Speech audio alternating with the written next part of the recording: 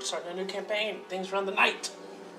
So it's a little bit different. It's pretty much the same people who play We Run the Night for the Shadowrun campaign, but we want to try a little bit of Call of Cthulhu before we went ahead and continue with that. But we're going to go ahead and go around and give a brief intro of who we are, and then we'll go ahead and start playing.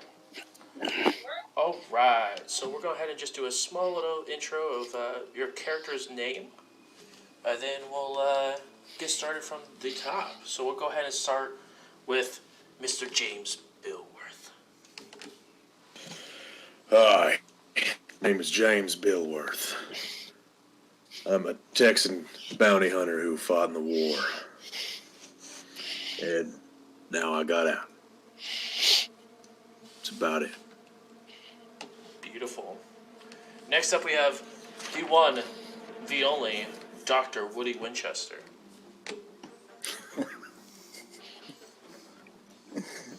Well, that's me.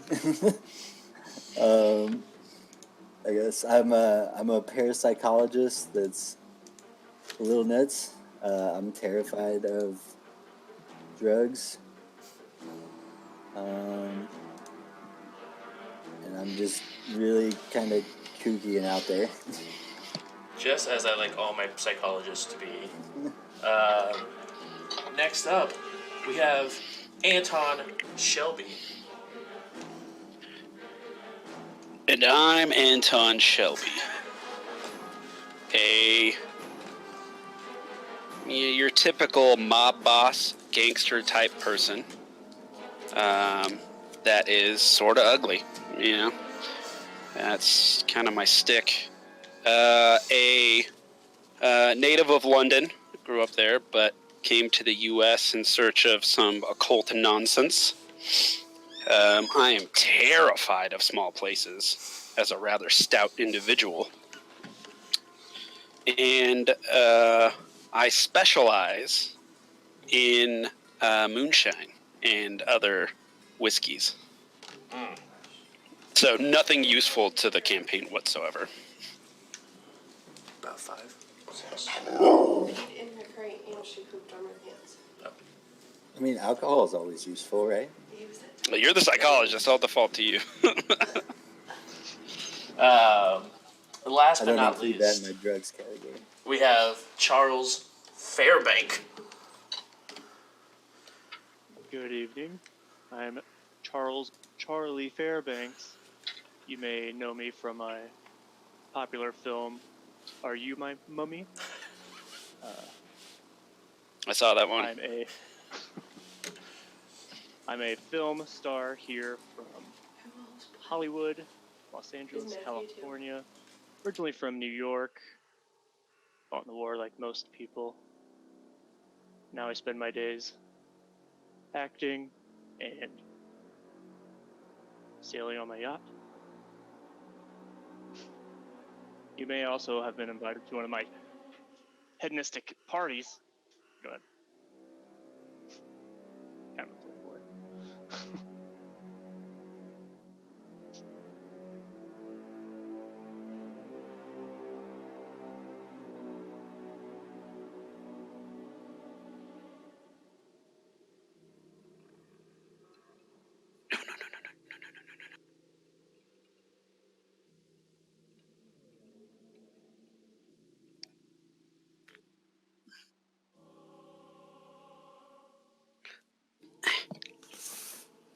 This is a terrible idea.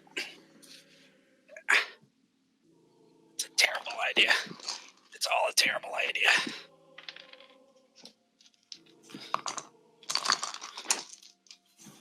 Is that just one D20?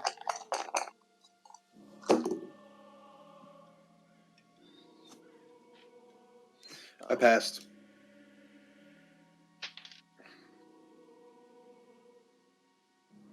Mine's over. Oh, wait, we gotta go on. That's... Oh, then I failed. I failed. I failed. I definitely failed. I passed.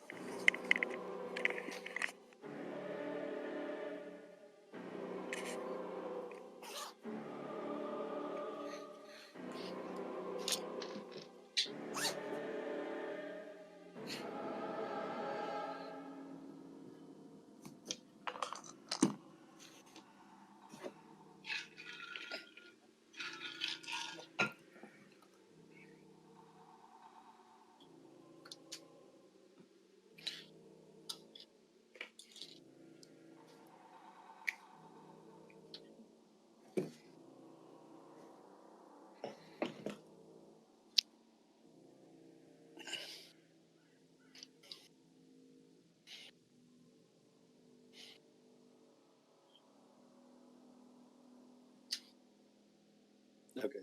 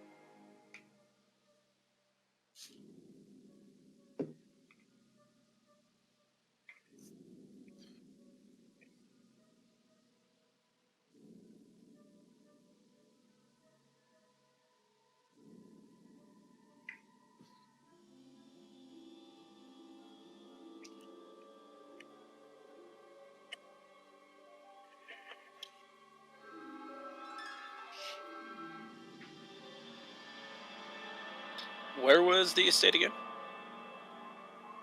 No, it's in Arkham. Okay.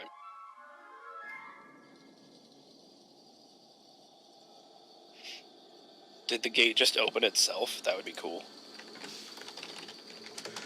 It did actually open itself. There was no one opening the gate for you. They looked like it just the gate as you guys pull up in your vehicle opens up. Are we still in our respective vehicles?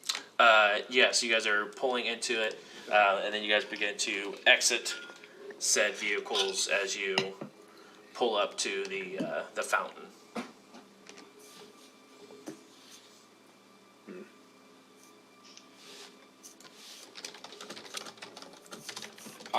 Are we? Have we met with this person before, or is this our first meeting?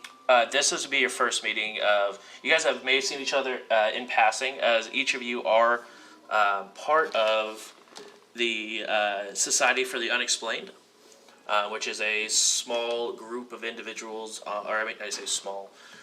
It's a rather large portion of Arkham, Massachusetts, especially inside of the University of Arkham, that it's based out of. But it's a lot of whenever people call if they have unexplained incidences that are happening, such as hauntings, stuff like that. This is the group that they call. You guys have seen each other in passing, but you guys have never worked a case before. And you said I spoke with him personally, but I haven't met him. Correct. Okay. He reached out to you via phone call to have you join on this adventure, if you were. And I would know what he looks like, but I've never actually met him. Correct. You know that just from different newspapers and stuff like that, he is a little bit more of a heavier set guy, roughly about 5'7". Definitely starting to bald on the top side. But he walks around with a cane, looks like to be made out of almost some metallic form. You don't exactly know what the cane's made out of, but he does walk with a little bit of a limp. So you do know that he has some sort of injury to his leg, at least his right leg. But you do see that there is a butler, probably around 5'10", African American, just sort of standing outside. I'll walk up. Hello, and who are you? Anton, I received this letter, and I brought it with me, and I'll pull it out and hand it. He'll go ahead and open up the letter and begin to read through. Oh, yes. Please go inside. First door on the left. Please sit in the study, and Mr. Lipton will be with you shortly. Okay. I walk in. Perfect. You walk in. It is a immaculate interior to this house. It goes ahead and has a set of double staircases that lead up to the second floor. There is a door on the left and the right, and you see there is a double door that goes beyond the staircases in front of you. The left door is cracked open a little bit, but the doors in front of you and to the right are closed. Well, frick on a stick. All right, I'll just do what he told me to. All right. So you go ahead and walk into the left. There is a well-lit room. It looks like this house does have some sort of electricity, as they do have some lights. There's a nice fireplace going at the same time, though, and then it looks like there is on both left and right wall, just from ceiling to floor, just a large bookcases filled with books. You do see as well hanging up, mounted on the wall, different beasts that were hunted, as well as a large portrait of him above the fireplace. A large portion of who? Portrait of himself. Portrait. Portrait, not portion. I heard portion. I was like, dude's hanging his. Oh, like, did he get he's got a leg missing and he's hung it above the mantle? Exactly. That's, all right. He's that All right. hardcore. He's doing Okay. the hand on you. It's like the guy from His, Happy Gilmore that kept his arm. Yes, Yeah, exactly. exactly. Yeah. I will go inspect some of the monsters. All right. Just sort of. You look around, and most of them look like they were large cats at one point. They aren't holding very well. Like the taxidermist he used did not do that well of a good job. But he goes in and definitely, they looks like they were a lion or tigers at one point, but then are beginning to decay on the wall. They don't smell or anything, but they don't look like they were done very well. I'll just sort of keep looking at them because I don't want to awkwardly stare at the next person that walks. Of course. And who is the next person to walk up to the butler out front? I'll go. Okay. And you are, sir. Dr. Woody Winchester. Oh, yes, the doctor. Please, there is a gentleman in the study. Feel free to make yourself a home. There is a glass of a nice whiskey, if you would, on the bookshelf next to the fireplace. Excuse me, if you would like that. And he sort of just opens the door without really checking any sort of validation for you. You see the exact same thing, except you do see a gentleman standing there looking at the assortment of beasts above the fireplace. I'm just gonna go to the bookcase probably. Okay. Yeah. And just start looking at that.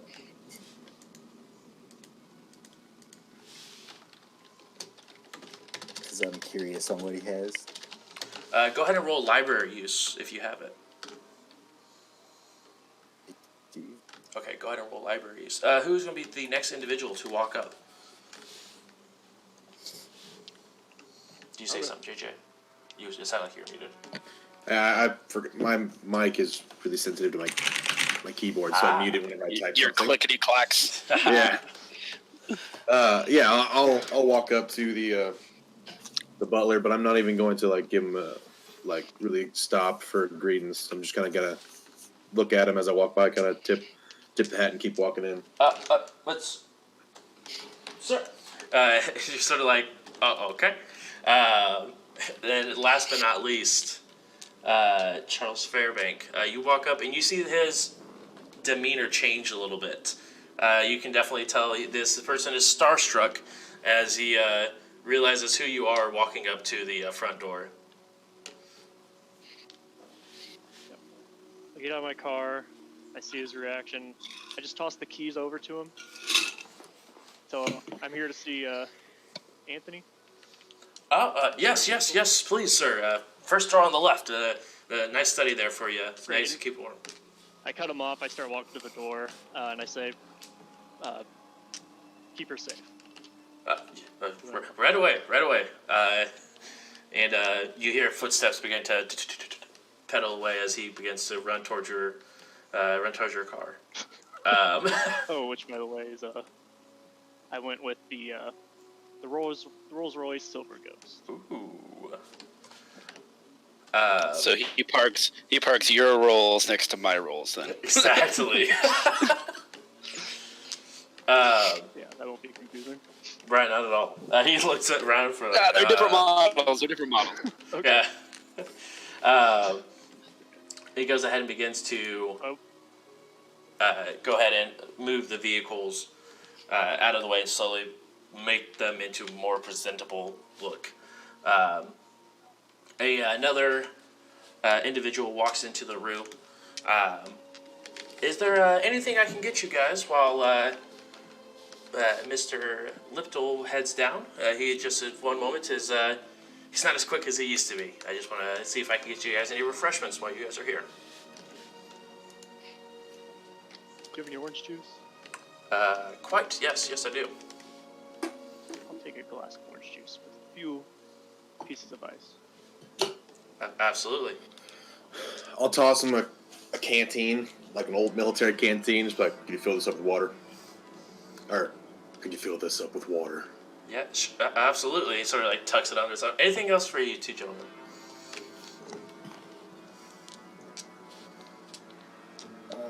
No, I'm good. I brought my own. I reach into my deep coat pocket and pull out a bottle of whiskey and set it on the table. As the prohibition is currently going on, he sort of like averts his eyes and hurries out of the room, not wanting to get involved in anything that's going on in here. What did you roll for that library use? Is a pass. Okay. You look through, and there's a multitude of different assortments of books. As you sort of look through, you sort of notice that they are definitely sorted, not by author or title, but almost by genre of book. The first good section of it is mostly different findings, a lot of written documentaries on different trips and expeditions he took in Africa or in South America, stuff like that. But as you get onto like the second and third section, by the time you finish up this sort of just look over it real quick, you do notice that they are beginning to get into more of the poetry and the finer readings, stuff like that. Okay. A few moments go by. He does bring back the filled canteen as well as the glass of orange juice with a couple of pieces of ice in it. Yes, the good sir is bringing getting a drink, and then he will be with you guys in just a few moments. Thank you guys for your patience. I will be right outside if you guys need anything. He goes ahead and shuts the door, but you do not hear any footsteps clattering off in the distance.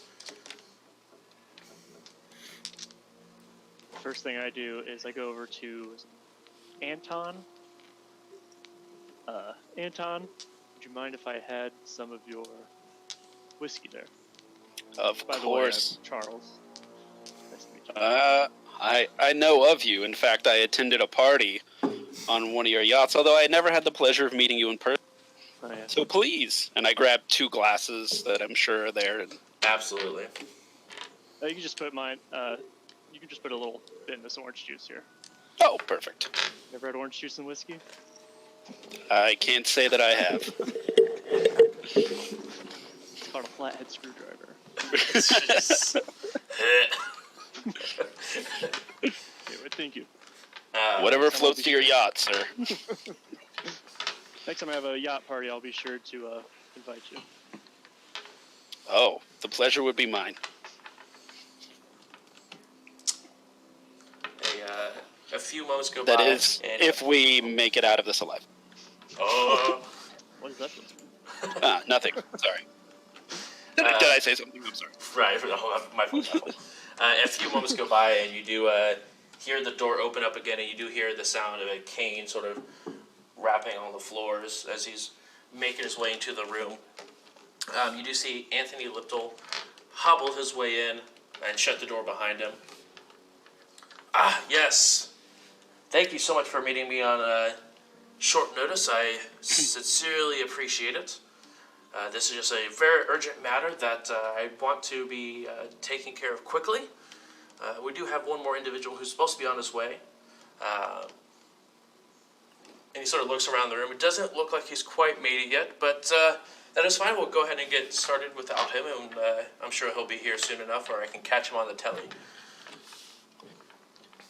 Before we start, Bruce, how much do we know of each other? Like, I don't know how prominent other people are in the area, or if they're from the area.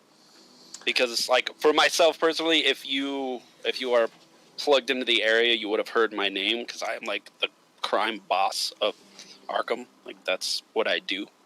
So you would know of me. I doubt any of you have met me. Oh, I definitely know you.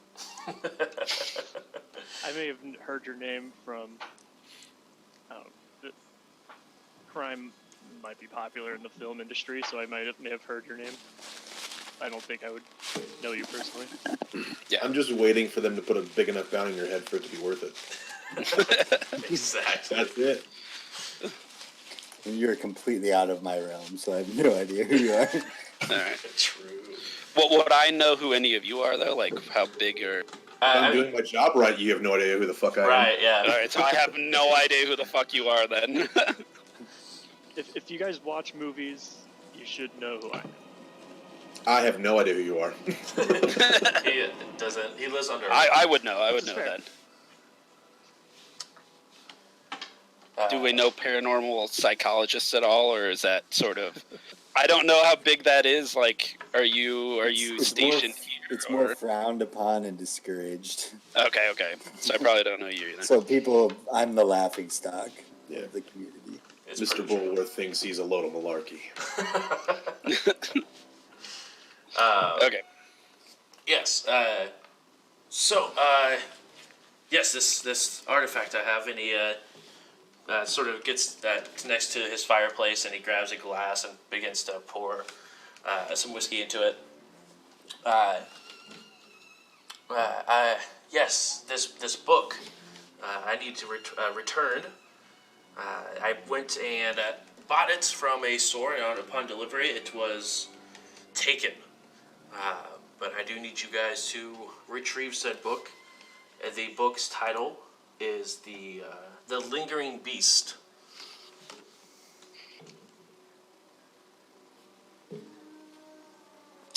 Is this the only edition of the book? One of 15 that's been ever written. What's the price upon retrieval? Well, that depends on what condition you bring back the book. You see, I have seen what the book looked like upon purchasing it. But any condition that this book comes back is one that I would be interested in paying for handsomely. I would say for the eventually the 5 of you that will be taking on this endeavor, I was thinking $700 a piece. And that's barely readable. Or is that pristine condition? That is pristine condition. And what are we getting if it's barely readable? Because right now it's not exactly in our hands. I would say about $400 a piece. What was the name of the book again? The Lingering Beast. Why do you need 5 men to retrieve one book? Well, I mean, the thing is, we've sent our own PI after who we believe is the thief for it late in July. It is currently September 22nd of 1921. Late July to retrieve this, and unfortunately has not come back yet. So we are just sort of being precautious. What's this PI's name? He goes and pulls out a ledger that was on the bookshelf.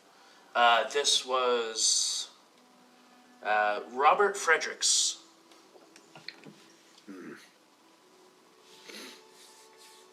When's the last time you were in contact with him? Last time we heard from him was July 15th. Was the last time we heard from him, but we originally sent him out to recover it July 11th. Okay, so he disappeared pretty quickly. Yeah, roughly about 4 days afterwards was the last correspondence that we heard, and then we haven't heard from him since. And You do said there know- was. Oh, go ahead. No, you can follow up because mine's a totally different line of questioning. Oh, do we know where he was when the last time we spoke to him? Last time we spoke, he said he had to get a plane ticket to Egypt. Okay. But that's what he wanted additional fundings for. Now I know that I'm not sure if he found the person and then took care of it at the airport, or if he actually had to get on a plane. But if you do require any sort of transportation, please let me know. And I'd be more than happy to cover your costs of transportation. Did he give a reason why he needed to go to Egypt? He said he was following the thief back to Egypt. I guess he was heading up, following him to the airport, and he overheard he was taking a flight back to Egypt. But if he did take said flight, then I'm assuming he's either over there still and non-reachable, or I'm not sure why he hasn't come back in almost 3 months. Do you know if that's where the book came from originally? Or was it... And he sort of looks over through the book he is searching through. Well, it's an English author, Amory Wendy Smith. I believe it was originally in England, but it was originally an English written book, so I'm not sure why he would take it back to Egypt. Being from London, do I know? Have I heard of this author or this book at all? You've heard of the author. He's a very renowned author. What was the name one more time? Sir Amory, Amery, Wendy Smith. And it was published in 1919. What genre does he usually go for? Because, I mean, I guess I might know something depending on... It is usually historical transcripts. This one, it was scholarly study and translation of shards that were inscribed with curious dot patterns that he was going over. Okay. You called me here, but this seems like the perfect opportunity to research my upcoming role. Well, I needed someone just in case we needed to butter up some people. I figure a couple wealthy individuals, as well as some pretty faces, goes a pretty long way when they need to. Well, I do have a few contacts in Egypt. You said you have a suspect. Who's the suspect? I unfortunately did not get that information.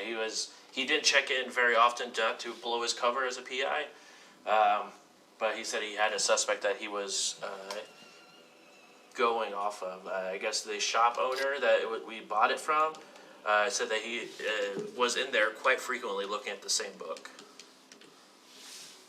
How much do you trust this PI? I mean, we called a PI's office and they sent this guy, so I mean, I don't trust him any more than I trust any other random people that we make calls for. So what I'm hearing is you gave the thief the money to run away to Egypt. That's what I'm...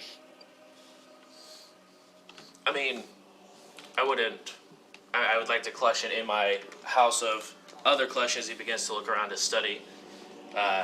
Going to Egypt seems to defeat that purpose, where I can't look upon the knowledge that this author decided to. No, what I'm saying is your PI may have double-crossed you, right?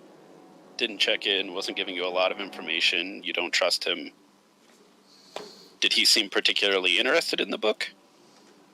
I mean, enough for it to be his job, not anything like obsessive or anything like that. Odd book. Could he sell the book for a higher price than what you were paying him? He begins to smirk a little bit. I'd be significantly surprised if he could afford what I was putting out. Could he sell the book for more than you paid him, though, to find it? I'm trying to establish motive for him taking the book. I mean, to the right buyer, maybe. Okay. But I find myself one of the more fortunate of the collectors that I'm aware of, at least in my circles. But I'm not sure over in Egypt is a whole other story. If he's any PI worth his weight, he'll know to blackmail the original guy for more money and then pit him against another buyer. He wouldn't just leave. I don't know. Getting the original guy to pay for a trip to Egypt so you could sell it and live there comfortably sounds pretty okay, too. I guess that does make sense. How do I know you won't do the same? You don't. He That's doesn't look like that's much of fair. a reader to me. You won't catch That's- me leaving the land of the free without another war going on, I'll tell you that. Cruel but fair, Doc. Which ones did I could care less about some pointless book? Do we know if, so you said there were 15 copies. Are there any known copies in the U.S.? That one was the last known copy that I was aware of in the U.S. Okay. There are a couple that are owned already by some collectors in London, and most of them are actually missing, or not know exactly who owns them. They might be in some private collection or anywhere like that. But there is a couple that are in a museum in France as well. You said the book was written 2 years ago, Yes, that's correct, in 1919. and it's already picked up so much popularity that it's in a museum. What makes this book so special? I mean, it's a very limited run of book, but it's talks about a lost city of ancient civilization that they were trying to look into, that they found in North Africa.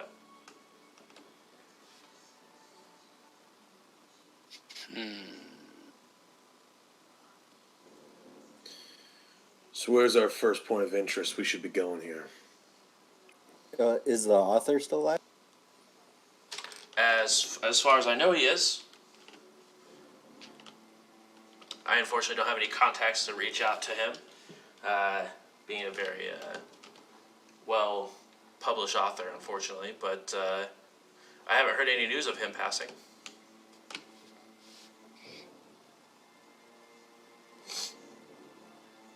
Yeah, I was just curious because we have an actor that could get us in from the art side, and then we have somebody from London, and he's from London. So I guess if we knew where, we could get some more information on the book, maybe. That's definitely a possibility. Or just if he has a draft or a manuscript of it. Just grab that if we can. Even an unfinished one. Yeah. Now that would be something. But the last place that I knew that the book was currently being held at is the let me think here. And he goes in through his ledger. He pulls out a multitude of receipts. No, it wasn't this one. Ah, yes, the Old Antiquity.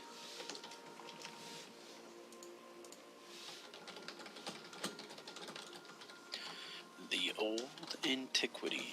Seems like a redundancy, but I guess whatever floats the guy's boat. The antique, old, really aged antiquity.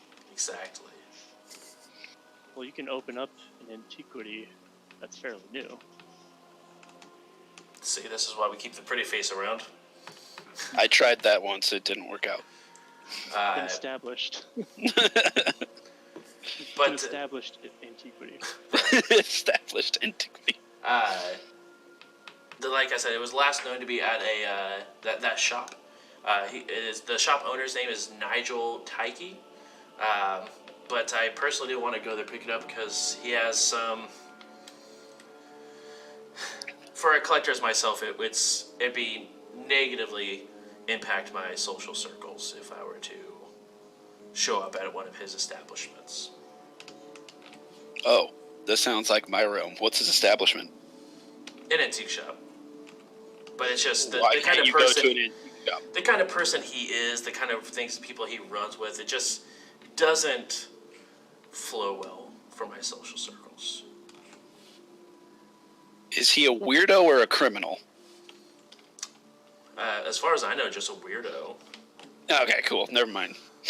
Doc, you got this one. That's fair. But I mean, that would be my first suggestion. Maybe Nigel saw something in particular.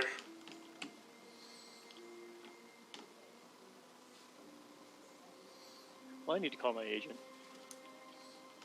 Oh, okay. Do Know about my life.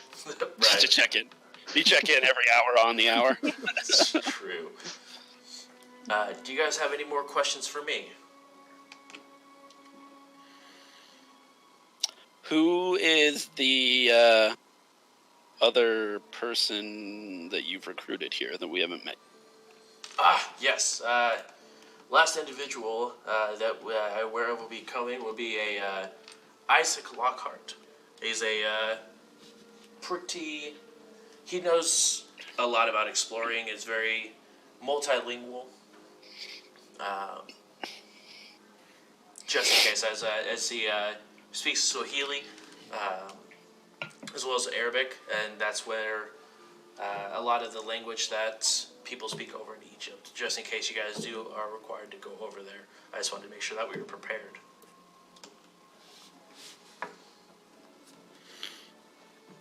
So you full on expect us to go to Egypt?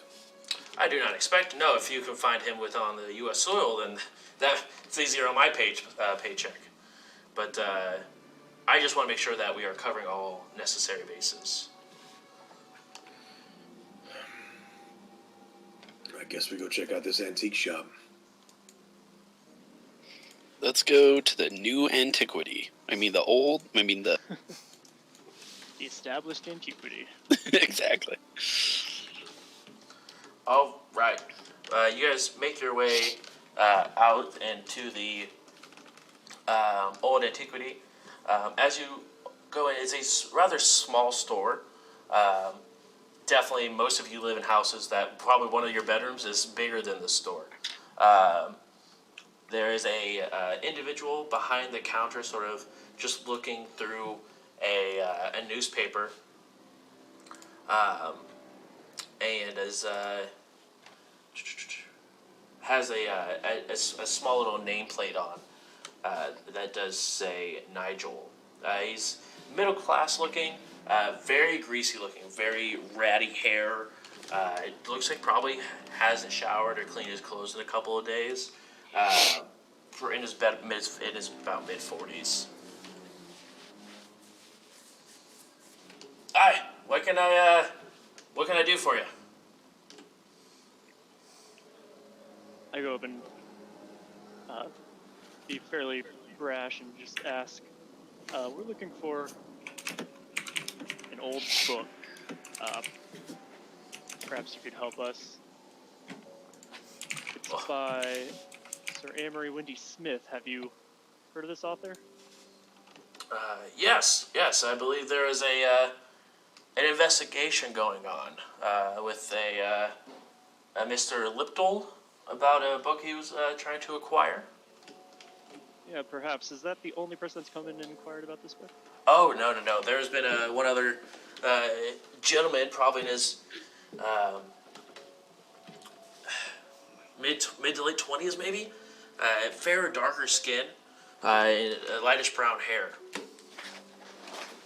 How long ago may have that gentleman come in here, if you don't mind my asking? He sort of ponders for a little bit. Maybe for about a month or two, almost every other day, starting in June. When's the last time you've seen this gentleman? I think it was like the beginning of July. The last time I saw him. Well, sir, the book we're looking for is called The Lingering Beast. I'm sure you've told the last gentleman we just spoke of the same answer, but you wouldn't happen to have or know where I could find a copy of that book? No, I wish I did, so I could make sure to save rent on this place. I bet. Besides private collectors and a couple of museums, they're the only ones that I'm even aware they even own this book. But from what Mr. Liptel told me, there's only about 15 that's ever been written. This is one of them, so.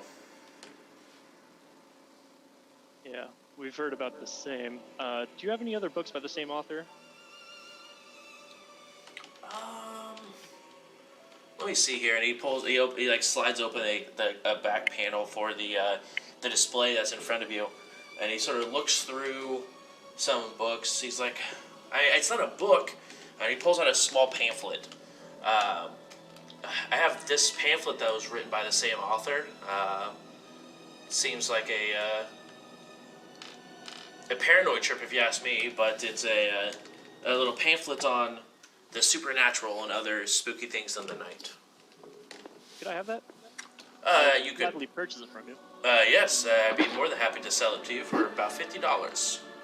50. I'll give you the 50.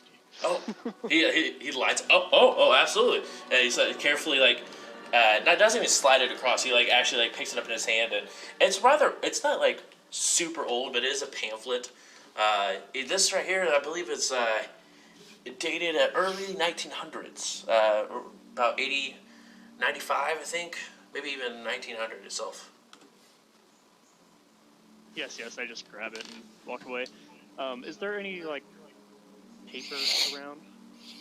Can I find something to grab and write on? Go ahead and roll a spot hidden for me. Say spy. Yeah, spot hidden. What was that? Spot hidden. Oh. From now on, we call it Looky-Loo. Looky-loo. I think that's a fail, right? It's higher than... Yeah, that's a fail. So you look around, you don't really notice any sort of papers or anything lying around. Is there something I can help you with, sir? Are you looking for anything particular besides the pamphlet? I was going to give you an autograph, but I don't see anything to write on.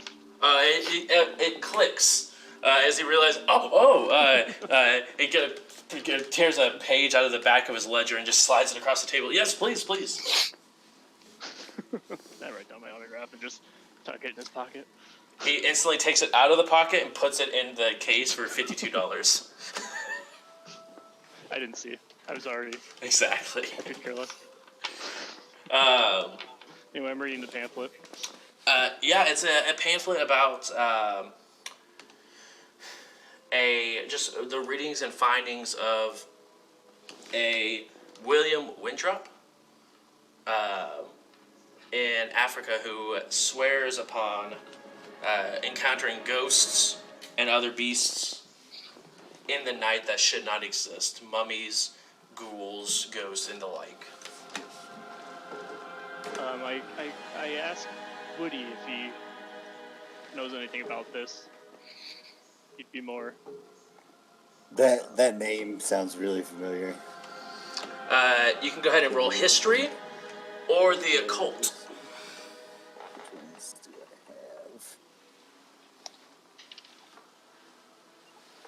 Doesn't matter which one. You'll get different information depending on what you roll. Let's go with the cult. Okay. Oh, that's a fail. The name sounds familiar. You can't exactly tell where you know it from. But like you said, the name sounds familiar. You just can't piece where it is, unfortunately. Well, that sucks. Not $50 for it. It's a very, very good piece to any collector's edition. I asked the group if anyone else would care to look at the pamphlet. Do we ask this guy about the PI? We asked him. He said he stopped by. Nothing new. What'd he get? I missed any information if he received something. Did he buy anything while he was here? Shopkeep? The PI? No, he was just here asking questions on more or less the same questions you guys asked, without buying the pamphlet, of course. But no, he was just trying to see if I had more, I guess, a description of who I assumed took it. But I mean, the PI didn't come in here and buy anything, unfortunately. No. He did say this was left in the book's place, though. He just took out a small piece of paper and it says, "We're going home."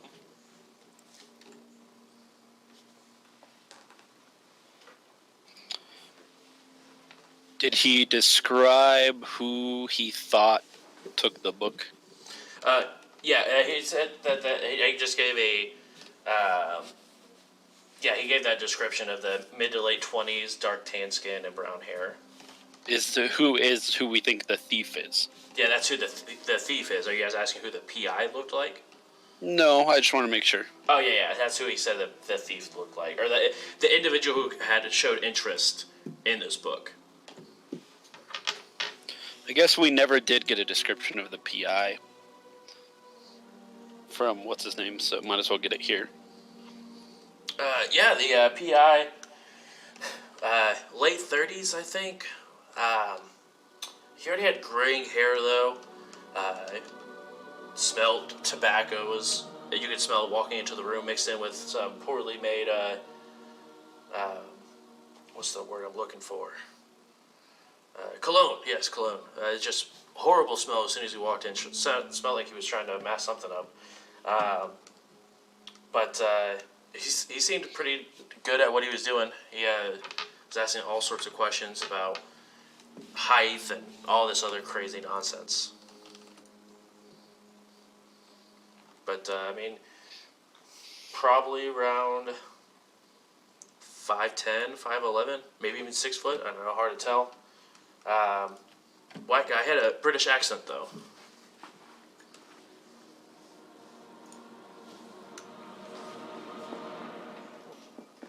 What was the note that said they were going home? That's what it was. A note that was left in place of where the book was sitting. Just said, "We're going home."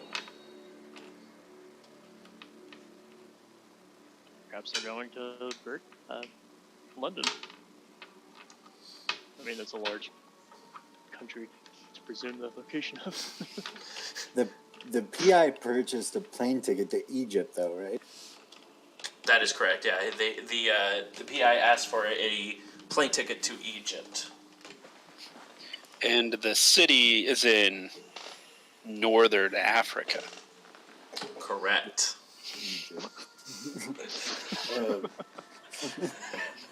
Which is where Egypt is. Exactly. It's connecting the dotted lines we are. Shopkeep, did you report this to the police? No, I didn't, as there was already a private investigator on it. I didn't want them interfering with any sort of the investigation that Mr. Little had already set up.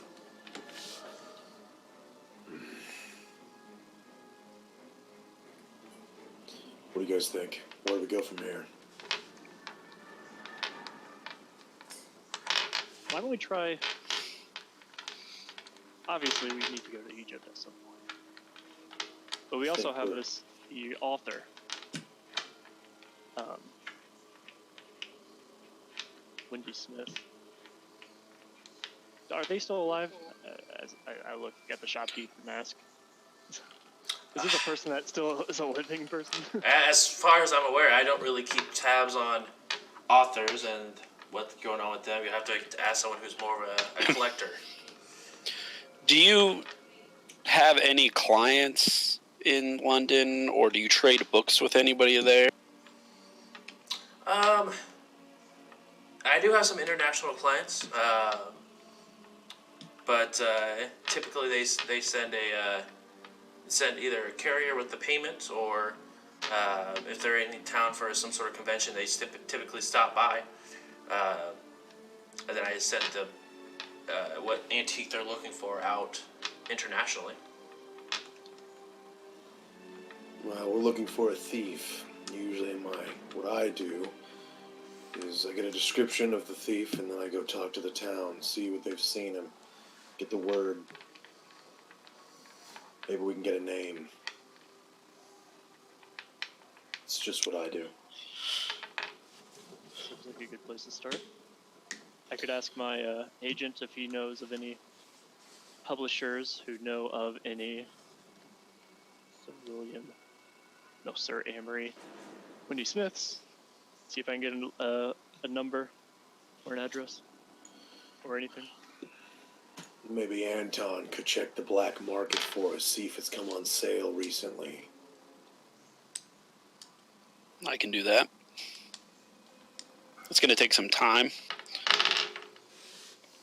I got a feeling we got plenty. Took them 3 months to finally get a replacement for the last BI.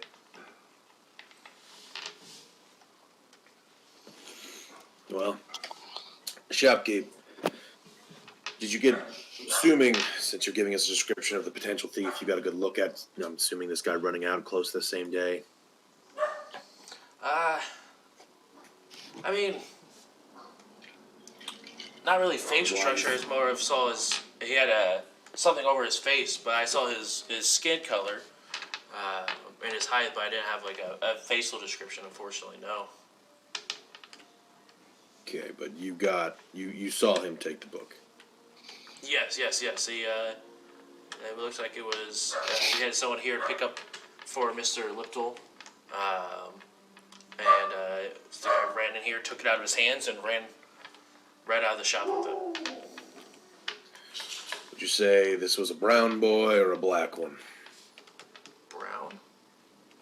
And what part of town do they usually stay in?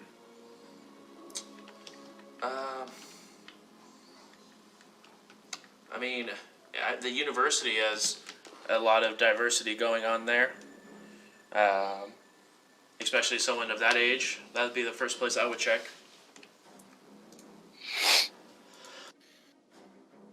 Okay. Because I'm just saying, in the 1920s, there wouldn't be a whole lot of mingling. No, yeah, definitely not. Yeah. Good news. There's racism. Wait. Ooh.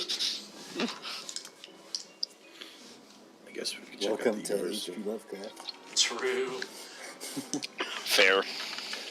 Well, So you guys want to go ahead and all reach out. Everyone, let's see here. We'll have everyone roll a D100 for me. That is making a reach out to a contact, I should say. Sorry. Everyone who's reaching out to a contact, roll a D100. alright. All right. Go. 47. I'm reaching out to the local authorities. Okay. Farm major. I got a 9, so I'm assuming I found it. Yeah, you got the information you're looking for. You got a 47? Yeah. Okay. And what'd you get, Donnie? 30. 30. All three of you definitely get a hold of the individual that you are wanting to reach out to. Weirdly enough, the amount of break and enterings and theft in Arkham has been on a downward trend for the police, when you're talking to the police officers. Because I don't put up with that shit in my town. Exactly. We only sell whiskey and kill people. Right. Sell whiskey. Wait, is this Anton's town? Is this your town? Yeah, this is Anton's town where he runs. Oh, what are we talking to these guys? I don't know. You said you want to talk to local authorities. San Antonio. Big thing that's been going on is a lot of speakeasies have been opening up, but they really can't do a whole lot because a lot of it is mob related, and they'd rather not get too in depth with it unless they want to really poke the bear that's sleeping. You had any brown boys causing trouble lately? I mean, not any more than what they typically cause, I guess. So no specific one stands out to you? No, not really. Like I said, a lot of it's, if anything, it's more of Italians are causing any issues around here. All right. Thanks, guys. Yeah, of course. You reach out to your agent, and they have heard of this author. As they have heard, there has been some silent films being based off of the quote-unquote horror that the author has written about in different pamphlets and books and stuff like that. Nothing's been created like movie-wise, but they definitely know of the author and can give you a contact phone number for their receptionist. That would be great. You have the phone number for the receptionist. Okay.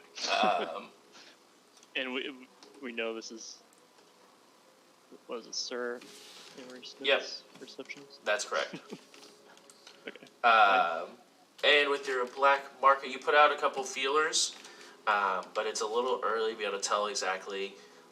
Nothing. This is a little bit outside of your realm. Oh yeah. But you definitely put some feelers out, asking people the right questions. But nothing's come up that's book related to the black market. All of the people I talk to, I just slip them some cash and give them the old, let me know if it does sort of a thing. Sure thing. You guys go ahead and is there anyone you wanted to reach out, Doctor?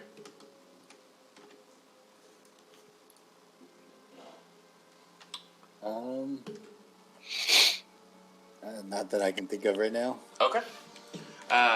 We'll say between all, asking different contacts and reaching out, you guys collectively take roughly about 30 to 45 minutes to reach out, have conversations. It is roughly about 4 p.m. It's cold, but it's not snowing yet.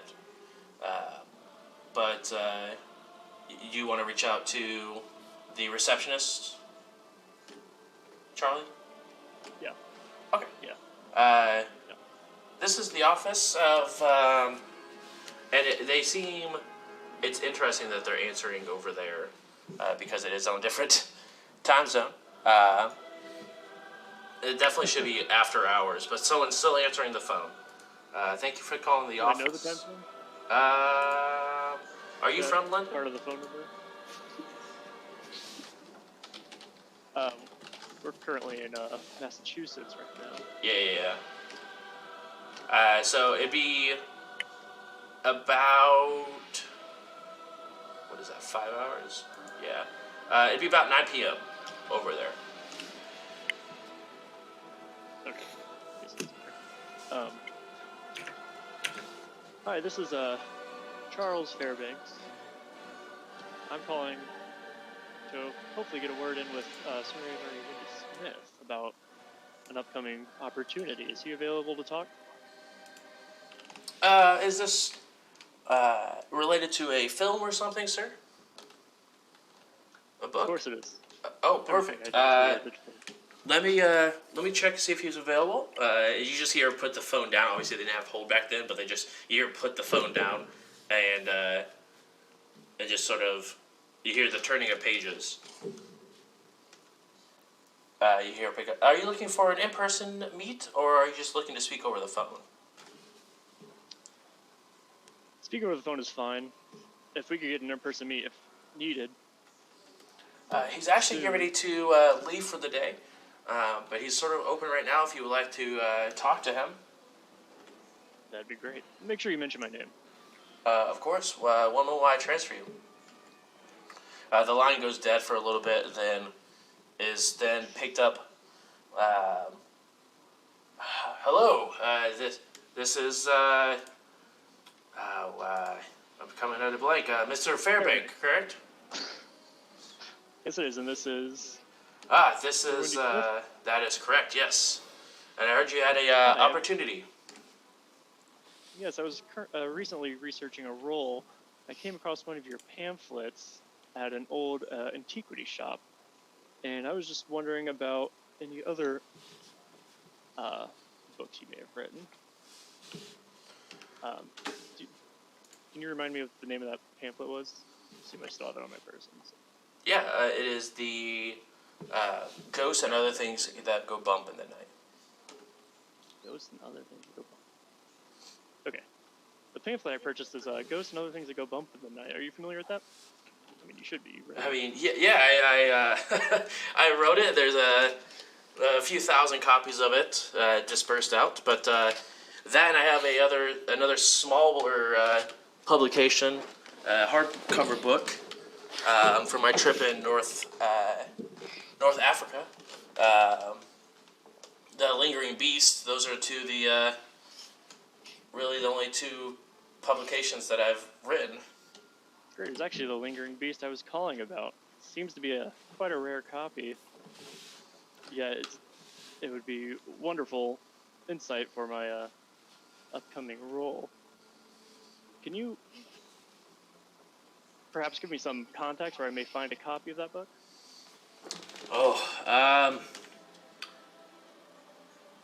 I mean, I definitely have my own copy, of course. I wrote it, but where the other 15 are, I'm not sure.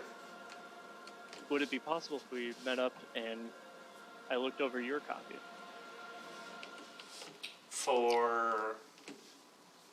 Again, this is for research of an upcoming role. The ghosts and other beasts didn't quite meet the criteria of the monsters we'll be experiencing in this role. I can't say too much. You know how Hollywood is. Roll or persuade roll.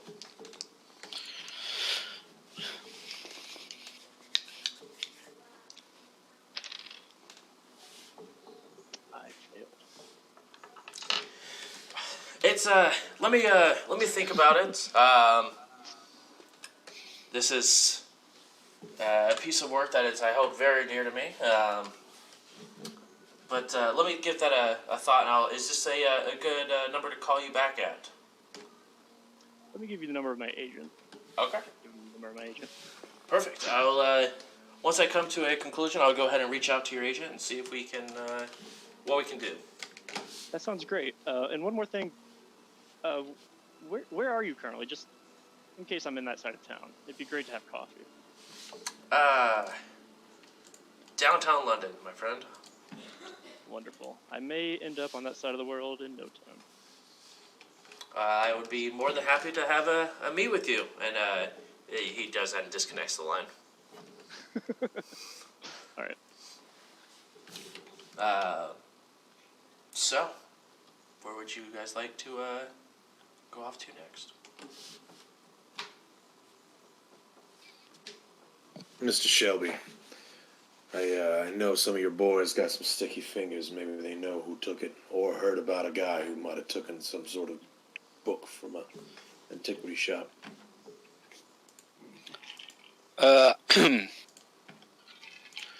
Yeah, I can put some of my guys on that.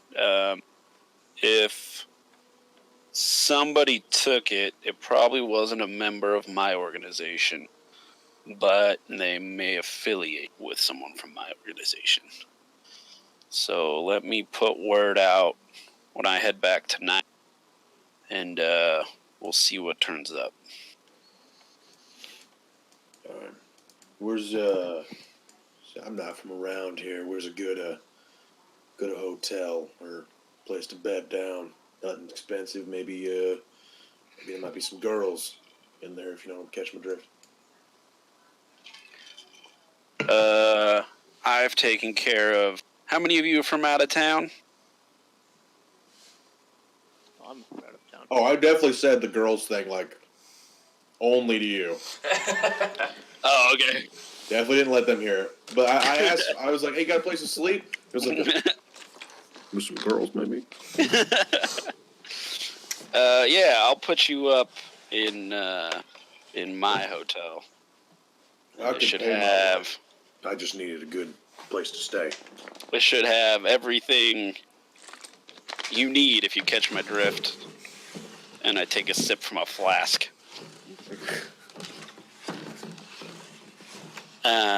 Yeah, and I'll give directions to.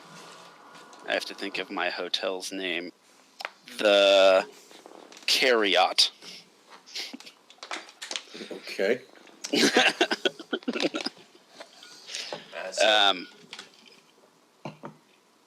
I'll give everybody directions and head over there myself and set everybody up in a room if they need it. All right. So you guys are all set up with your own room in the Carriot.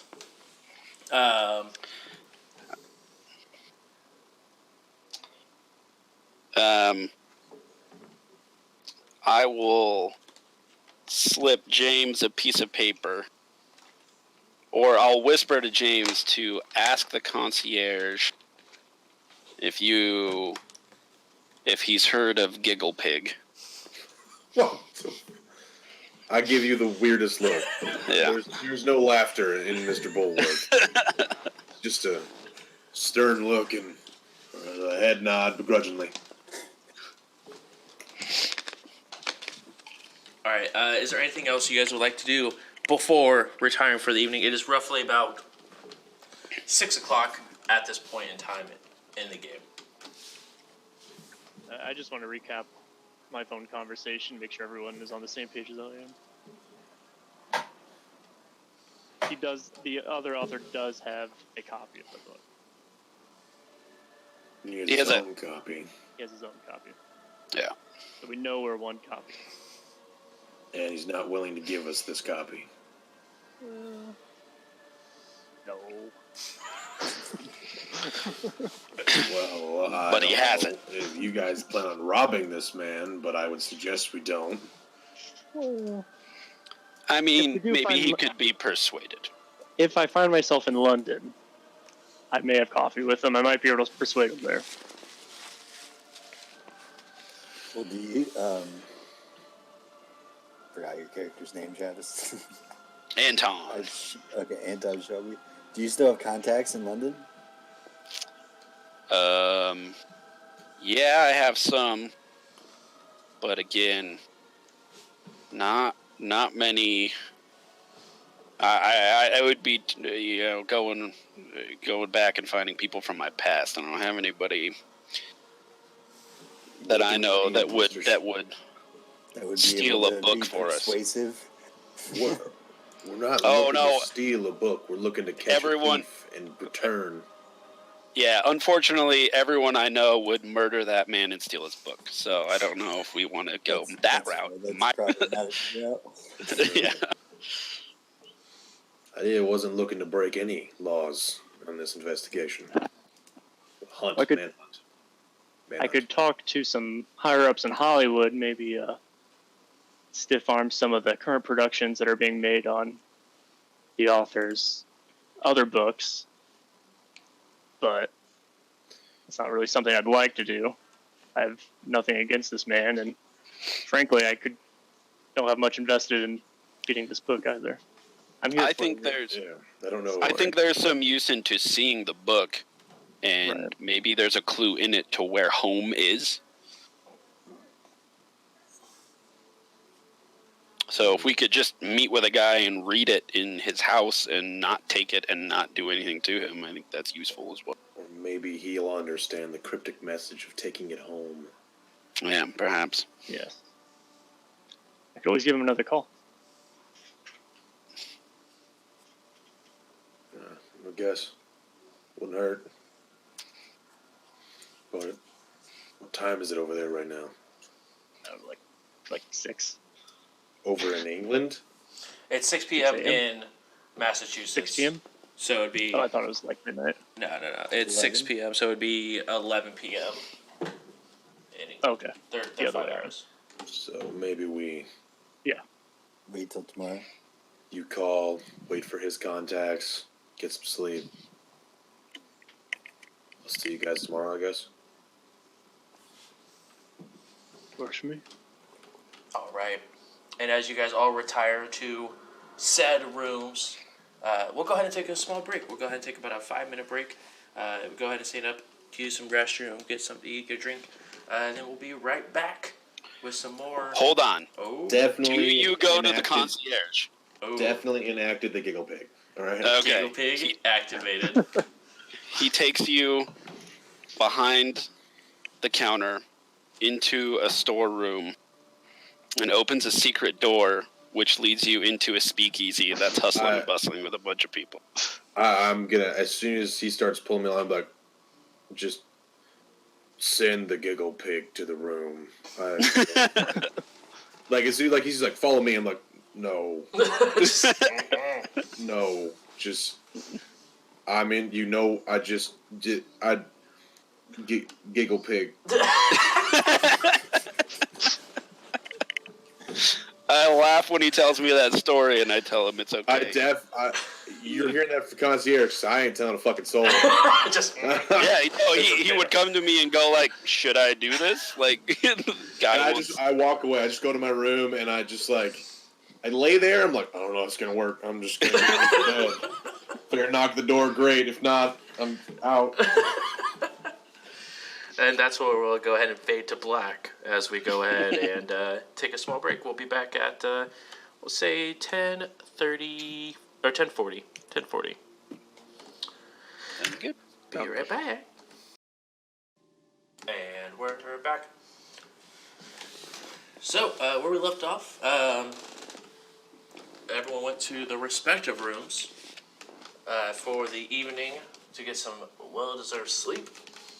Now that you lost any sanity, so you don't have to worry about gaining some sanity back. Then you guys wake up the next morning.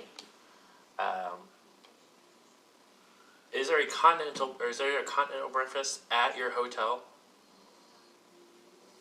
There sure is. Perfect. It's a traditional English breakfast. Yeah, I'm gonna fill up literally until I hurt. I still call room service. True. You guys go ahead and get your morning breakfast in. And you have the day ahead of you. You hear anything back, Mr. Shelby? Just roll luck for me. Okay.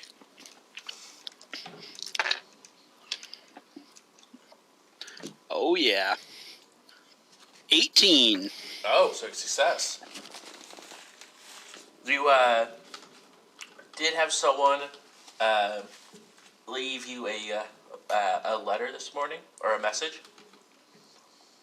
saying that there was an individual who's been staking around that antique shop. Didn't have a good description of the person, but did see the person take off running towards an older beat-em-up car, nothing too fancy or anything like that, and driving towards, at least in the general direction of the Arkham Airport. So they went potentially straight from theft to airport, like instantly. That's what his contact gave him. Dang. I wonder if the car is still there, or if it was like a rental or something. Maybe tell your guys to go find this car, whoever saw it, see if it's still there. Because, I mean, we're just going to be looking at every beat-em-up car around, you know what I mean? Yeah. Sounds like he had it all planned out. Vance, if he went immediately to the airport. Did the letter say what time this occurred? He didn't have the exact time, but it was somewhere in the early afternoon.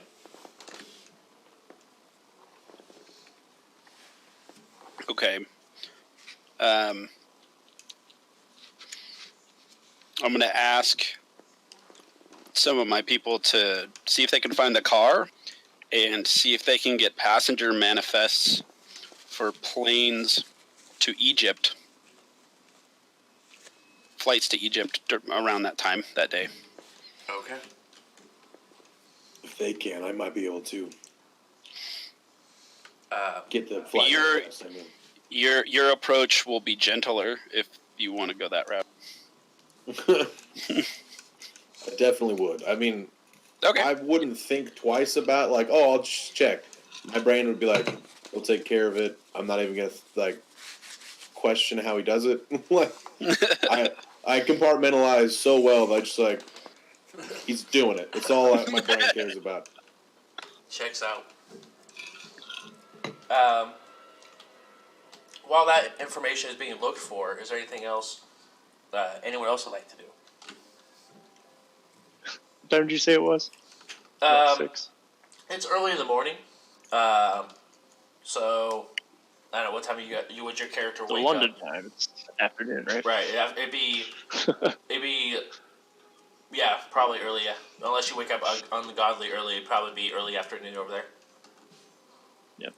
So, after waking up and having breakfast and all that, I go back to the phone and call that receptionist back for the author. This is the office of author blank blank here. What can I help you with? Hi, it's Fairbanks again. Called you yesterday. I just had one more question for Sir Smith. Is he available for just one more question? What mode would I check his schedule? Yes, please. Okay. And she here put the phone down again and just flipped through the papers. It looks like he's currently away at a business lunch. He should be back in about 10-15 minutes, and he should be open for another 30, if that's fine for you. Works for me. Perfect. I'll go Can ahead. I just stay on the line? Is that how it works? Sure, I guess. You said 10 or 15 minutes, right? Yeah. Yeah, I'll stay on the line. Okay. You hear there's no busy tone or anything. It's just dead air for 10 to 15 minutes. I don't want anyone to take my spot. Exactly.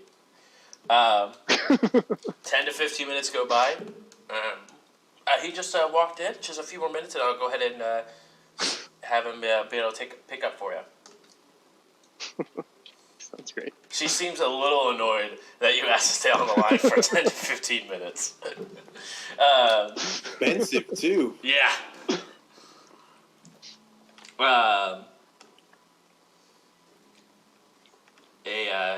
A few more minutes go by. Go ahead.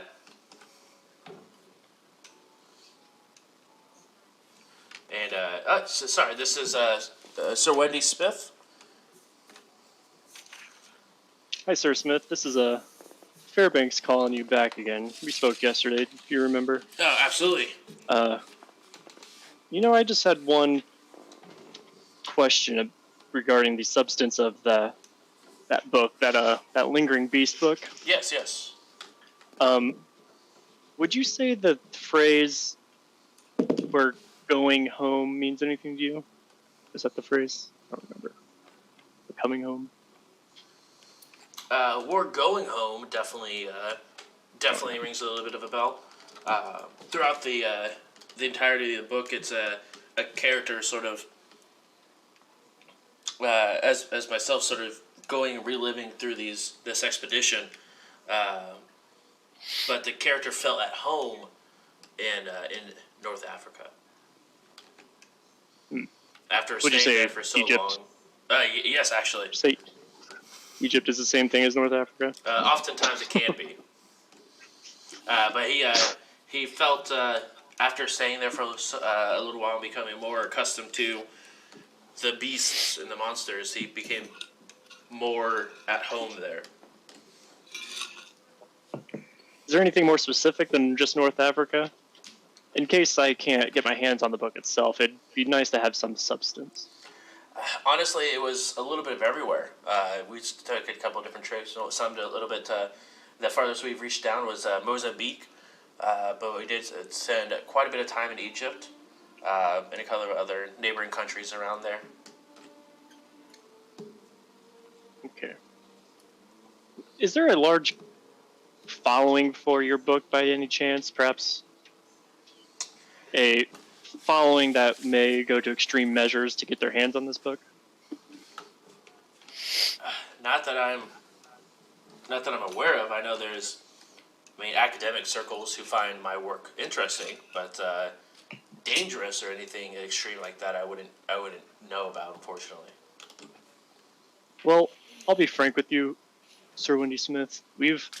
I've been investigating a thief here in Arkham, Massachusetts, and it seems they have been going. They stole the book from an old antiquity, an established antiquity, and it was quite an unexpected crime. And this book seemed to have had a lot of value for no apparent reason.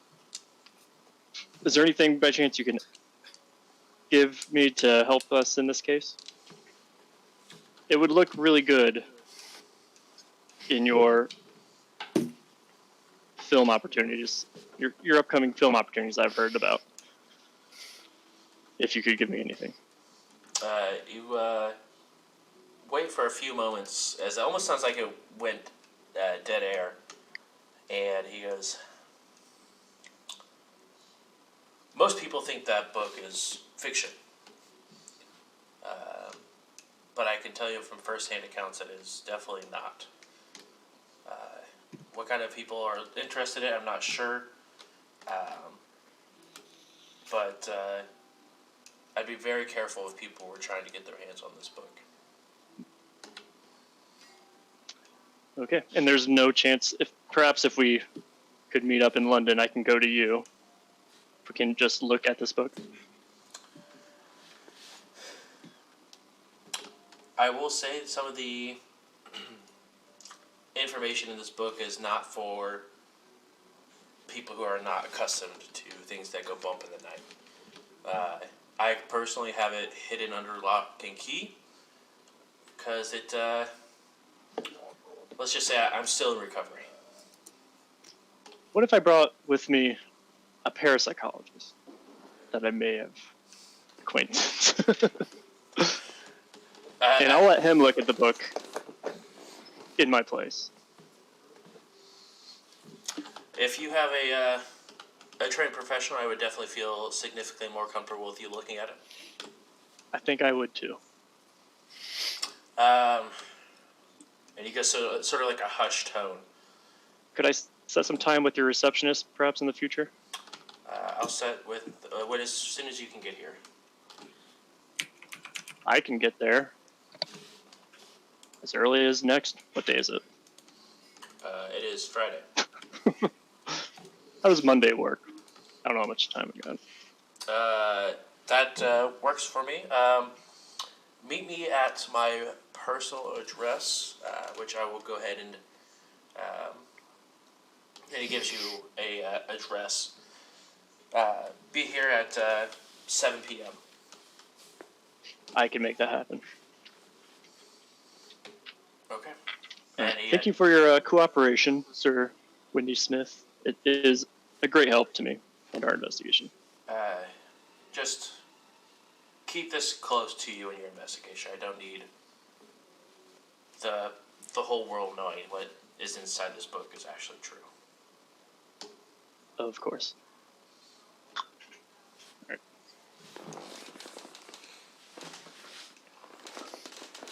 I hang up. Okay. I say my goodbyes. Hang up. So yeah. I'll just go hang out in the reception area until, I see other people of the group, if they haven't already left. Right. So at this point in time, what is everyone else doing as you do see that, excuse me, Charles is on the phone with that author again? Yeah, I guess the phone would be in the reception area in the 20s, right? Yeah. Is there like some sort of communal breakfast at your hotel, sir? There is. Oh, there yeah. is the fanciest of English breakfasts. Yeah. Well, I currently have a table with like multiple plates just spilling over. And I'm just eating by myself. Okay, well, I go over to Woody over there, and I pretty much tell him, all right, Monday we're going to London. So he's gonna let me see the book? I'm so He's going to let you see the book. Apparently it's very sensitive information, so I trust you won't let the word get out, but it's very hard to look at for the untrained eye. So I told him, in my stead, you will read the book. that just makes me even more excited. Oh, and home is probably Egypt. Okay. Alright, that makes sense. I don't know if I need to call probably ahead, get some plane tickets.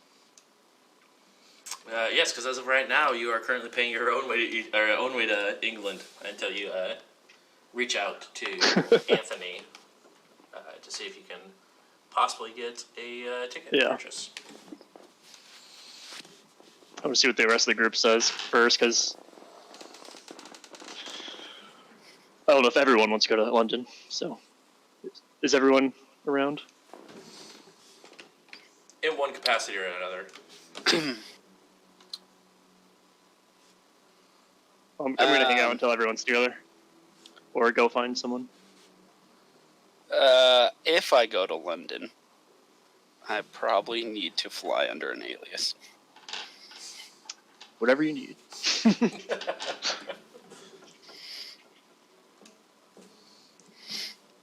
That's up to Anthony Lipdol, I suppose, or yourself. Yeah, if he could book me a ticket under the name Constantine Binvoglia, that would be fantastic. I really don't. You guys aren't necessarily required to go to London either.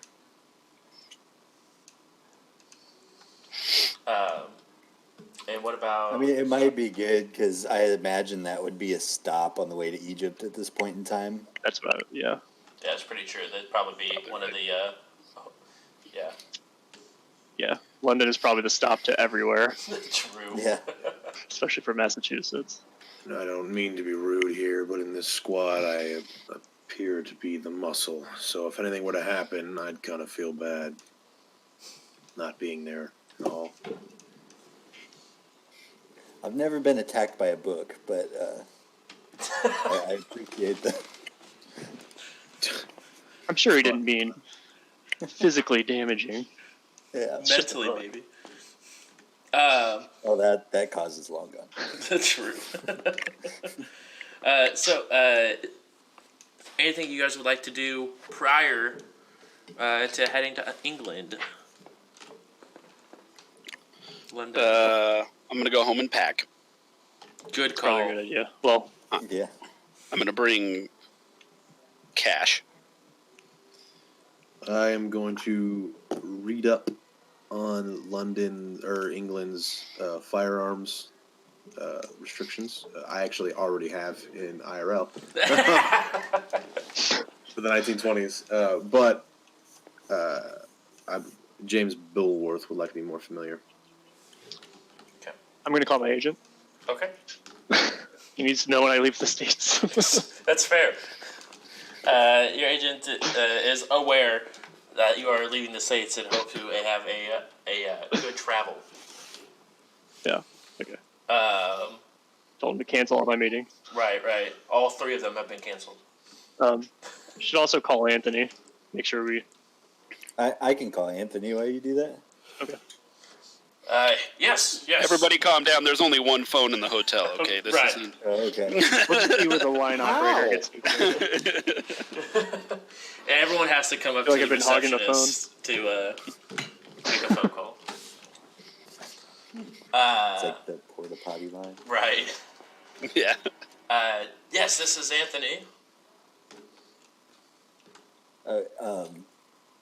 So we made contact with the author, and he has agreed to let me take a look at the original copy, but we have to fly to London. The original copy.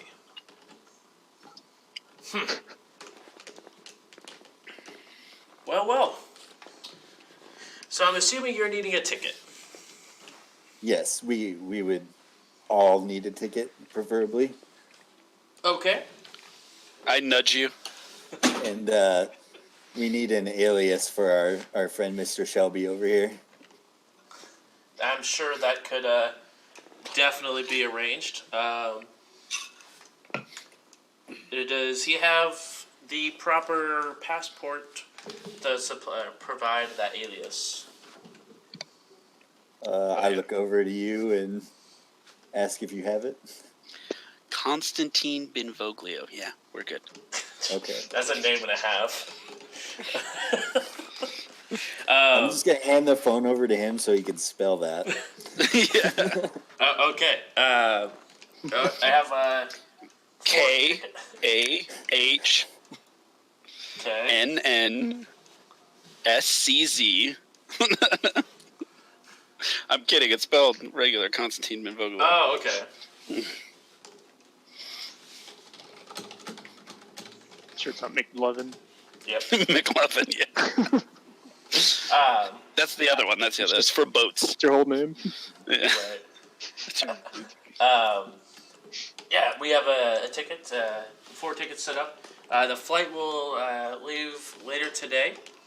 Now, do you want it just a ticket to Egypt, or do you just want a one-way ticket to London or a ticket to London and back, or? I just need to know where. I would say just London at the moment, because we don't know if we're coming back or. We got until Monday.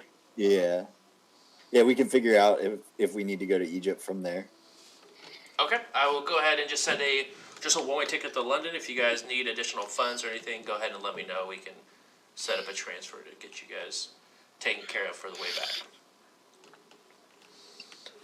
It leaves tonight, and you guys will fly over under your names, and then you'll go have your meeting. This is great.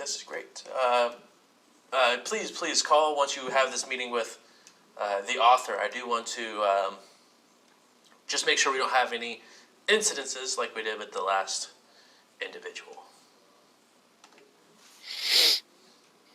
We will make sure to keep in touch.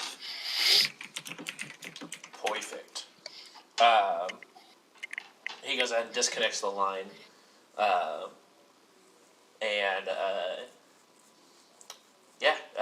He will have 4 tickets ready for you. You'll just have to swing by his estate to pick them up. And you guys can go ahead and begin your trip to London. Good night, mate. I'll show you. Crikey, we're going to London. Checks out. Shrimp in the barbie. Yep. Just all triggering. I think you would be slightly offended by that, Mr. Shelby. I'm an American actor. That's right. He knows how to do this. Okay. Yeah, you nailed the accent. Whatever. Wait. Do you have to speak in your films? No. Not yet. Okay. All silent films. So you guys arrive to the estate, you pick up your tickets and begin to fly over to London, where you guys. How long does it take? I'm actually starting to think it wouldn't be possible. I think we might have to take a boat. Yeah, I'm wondering. Because I don't think planes commercially could fly from. They had Boeing 747s back then. I don't know. I was researching if you could travel with guns on airfare in the 1920s, and so far all I could find is like little tiny planes. But I mean, I don't know. I quickly was looking into it. He does provide you with a ticket, but it is a privately owned charter to avoid any legalities for firearms and stuff like that. It does or doesn't? It does. So you don't have to worry about any legalities of bringing whatever you may be packing overseas.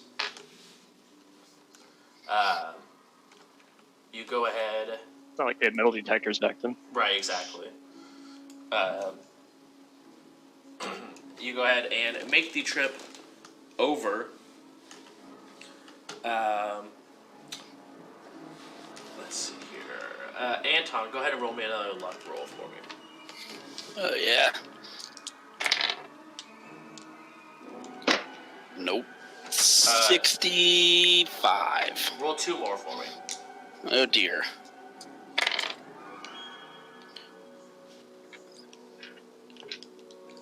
Uh, 90.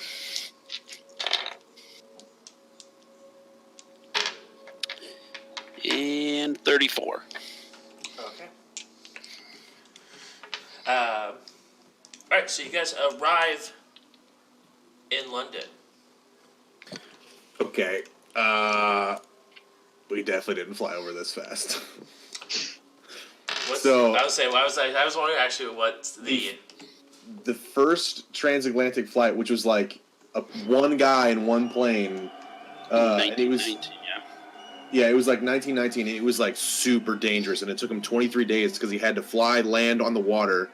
Somebody in a boat had to bring him fuel, and then fly again, land in the water, bring him fuel. So we'll go ahead and take a boat. We could fly to Russia. Yeah. Yeah. We could fly to the country and land in Russia. We definitely did not do that. I mean, probably. But for we could just say we worked out a realistic timeline. Exactly. Your society. Exactly. It's a spooky society. We meant next Monday. Next Monday. Oh, right. So you they offered a 10,000 euro prize to the first person who could fly transatlantic in 1913, and nobody ever claimed it. Yikes. You guys arrive. It is the Sunday prior. What would you guys like to do? You're currently outside of the airports in London. So are we just gonna like redo that whole story of he didn't get on a plane, he got on a boat? Yeah, it's gonna be a boat. It's gonna take a couple weeks. I mean, it's gonna take like a week to get there, which is gonna be fine. We'll just say that's the appropriate amount of time because travel. Well, I mean, like the thief would have taken a boat also.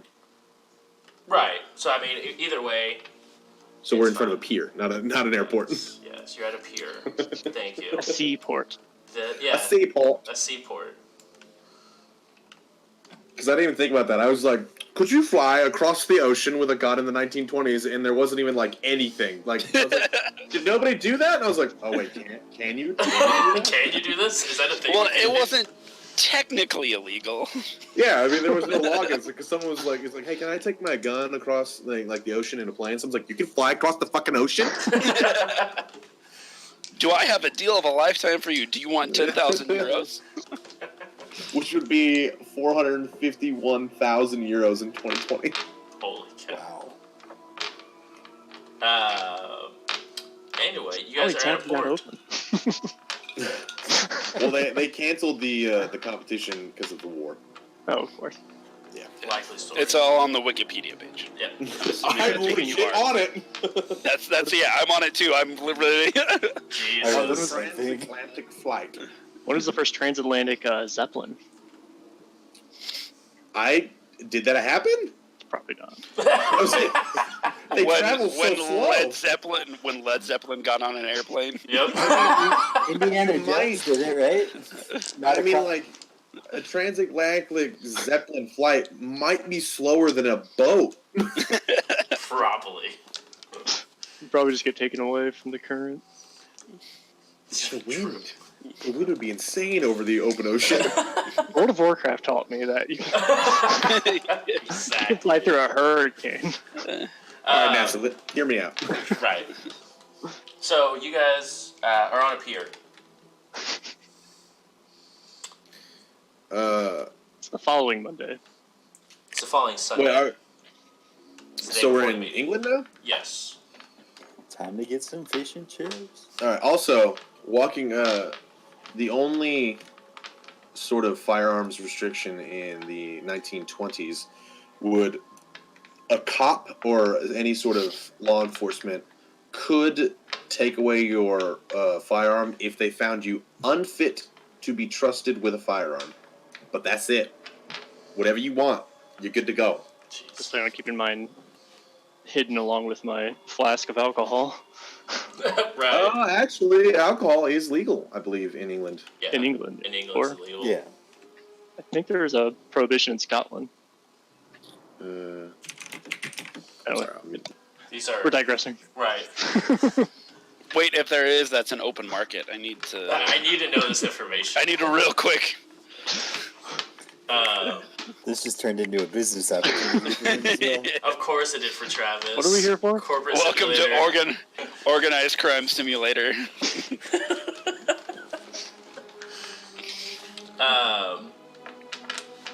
Okay, so you, what do you guys want to do? You guys are just sort of twiddling your thumbs on a pier. Is it morning? It's about, it is morning in the sense it's like 10 o'clock in the morning. There's time.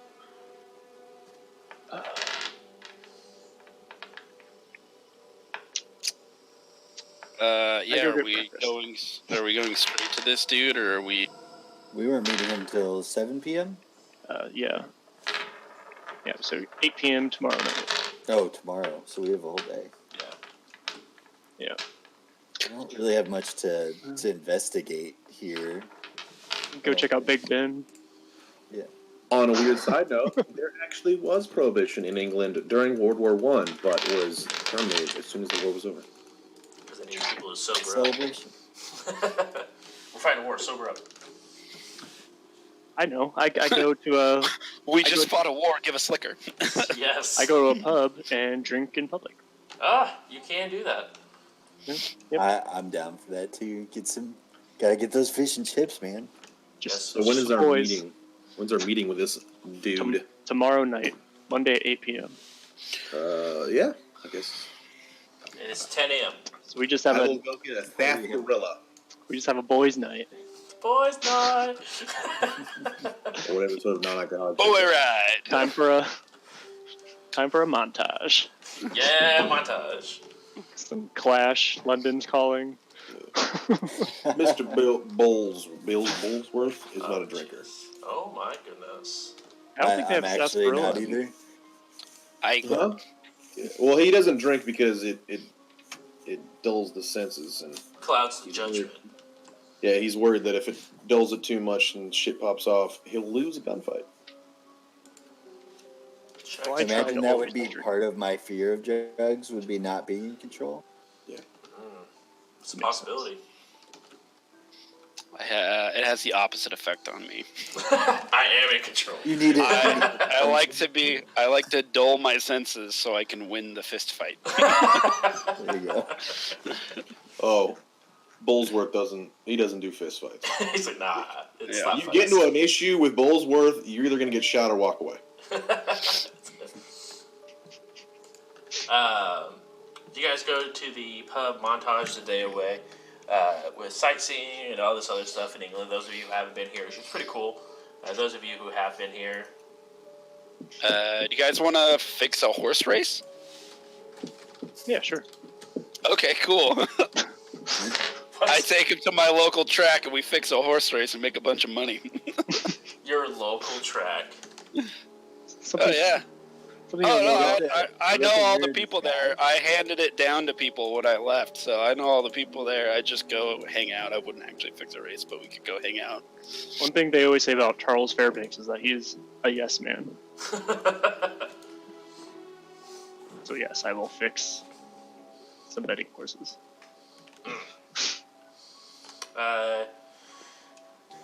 So Do they do that in London? I'm sure they did. Oh yeah. Yeah. Wikipedia. Peaky Blinders. I mean, that's what the whole show started off with. Never seen it. Right. Me either. I'm pretty sure the first season's bad guy was an actual race fixer. It's messed Yes. My backstory is that show. If you've ever seen it. I have watched everything but the last episode.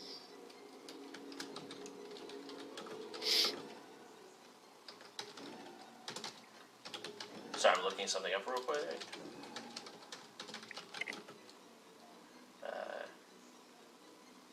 Did you do you have a hat to bring back the old memories? Oh, I've been wearing the hat the whole time. Okay. All right.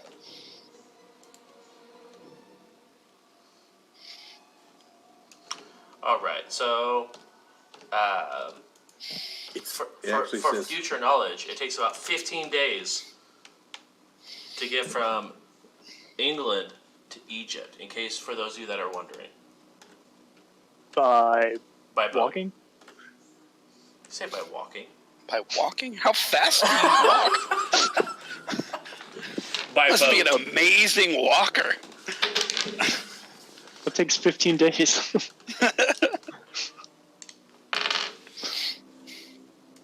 What's that, by train? By boat. By what? By boat. Oh. Oh, from England to Egypt? Yeah. In I think a 1920. plane would be... In 1920. Everything's boats. It's all boats, man. All boats, all the boats, time. exactly. All boats, all the time. How do you get from England to France? Boat, you just have to push it. Train, You go down the probably. river. it actually says horse racing is one of the most ancient forms of sports in the world. Yep. What? See, we're Bullfighting. learning so much by playing Call of Cthulhu, guys. But we're learning nothing about this book. It's true. It's true. But you're also montaging the day away. This is all we did. This is what you actually spent your day, actually learning travel distances. I get engrossed in it and totally forget what we were here to do. You have to remind me. It's true. So we have our what meeting? I'm sorry. Me and the parapsychologists are meeting the author to read his copy of the book to see if we can get some deets. Oh. You guys aren't actually invited. Well, You guys excited? Now fuck up. Now enjoy some horse racing. You go ahead and we'll fast forward to arriving at his. It's a relatively nice estate. It's not anything crazy or outlandish, but you do arrive at his personal address.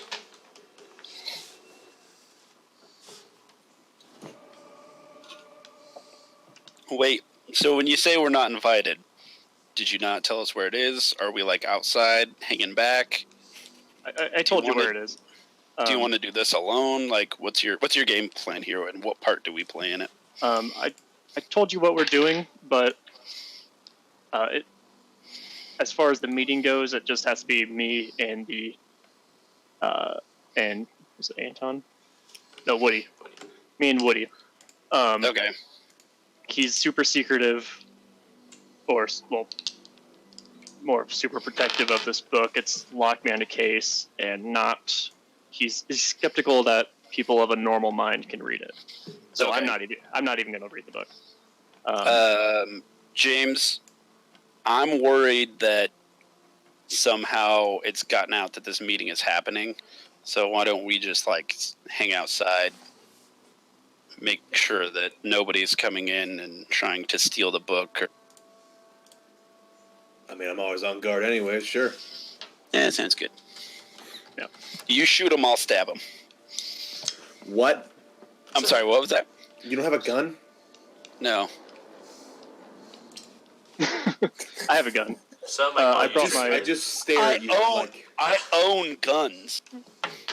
I own them. I sell them. I imagine you can Use get them, them, not and so I much. imagine he has extra. Right. As you go ahead and He's a peaky blinder. assuming knock on the door, a gentleman, middle-aged, it's hard to tell what exactly he is. His eyes are sunken in a little bit, and he's sort of looking around out behind you as if he's extremely paranoid that you're followed. You are... Hi, this is Fairbanks. I'm here to meet with Sir Windy Smith. Yes. Come in, Is please. that you? Yes. See, I brought my my entourage with me, but don't worry. This man next to me, and I point over to Woody, is the parapsychologist I was speaking of. Perfect. Yes. I assure you, he'll be the only one to set eyes on this book, if that's okay with you. Yes, absolutely. Please come in. And as you And I signal Woody to go ahead of me. I'm gonna actually excitedly grab and shake his right hand with both hands because I'm just I'm super excited to read this book. Do you know the author? I don't remember. Have you heard of him? I thought I heard of him, but I haven't really read his stuff. Okay. Yeah, you heard I think him, I you just knew don't the know. name, Yeah, you heard the name before. You just can't put the connection to it. but I'm just excited that he won't let you read it and I get to read it. So I know it's gonna be good. As he shuts and locks the door, you do see he has 3 deadbolts in his door, and a chain. And then goes ahead and please follow me. As he begins to walk his way towards his living room area. There is a picture on the wall. He opens up the picture frame and it shows a safe. He goes in and cups it so you guys can't see the combination and begins to enter the combination. It opens it up, and there is a single book inside of this safe. Both of you guys roll spot hidden for me. I'm sorry, Looky Loo? Looky Lou. I failed. So did I. Okay. Throw away these dice. Just burned them. Gone forever. I had a 50 in that and I failed. Oh, Jesus. He takes the book over. The book, it looks like it's some old leather. And he goes in and turns the pages, but the pages aren't made out of paper. It's hard. You can't exactly tell what they're made out of, but it's thicker than paper. And he sort of turns through and gives you to the first page and hands it over to you. It feels like you're holding someone's hand. You're talking to Woody, right? Yeah. Woody's holding the book? Yeah, Woody's holding the book, Yeah. but it feels like consistency of someone's dry hand. Okay. That's really weird right off the bat. It is so weird. I need you to make a sanity check for me. How do I roll that? Do I just have to get under? Yep. Do 100 or I'll roll underneath your sanity.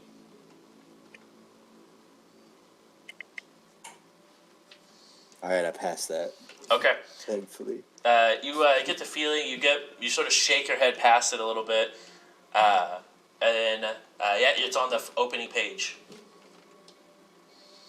It just says the lingering beast. I guess I'm just gonna start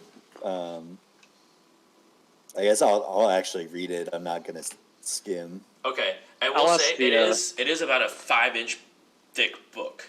Oh, okay. So I guess I'm gonna like briefly skim and see if I can find It like would take something that might be. from page cover to cover would take about 12 weeks to study this book.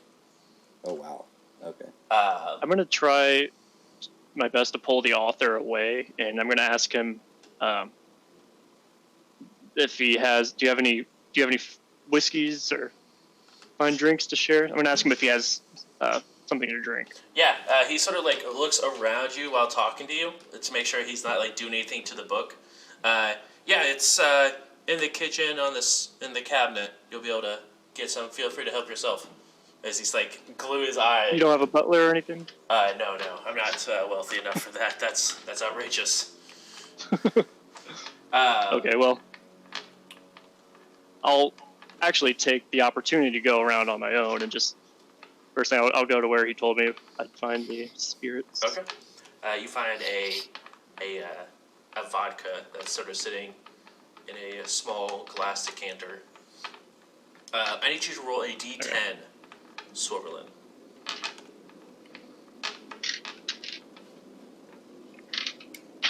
Seven. 8. It's just for Woody. Your sanity goes down by 7. As you're looking into this book, your Cthulhu Mythos skill goes up by 3. And your max sanity is now a 97 instead of a 99 that it can be. Or a 96 instead of a 99 that it can be.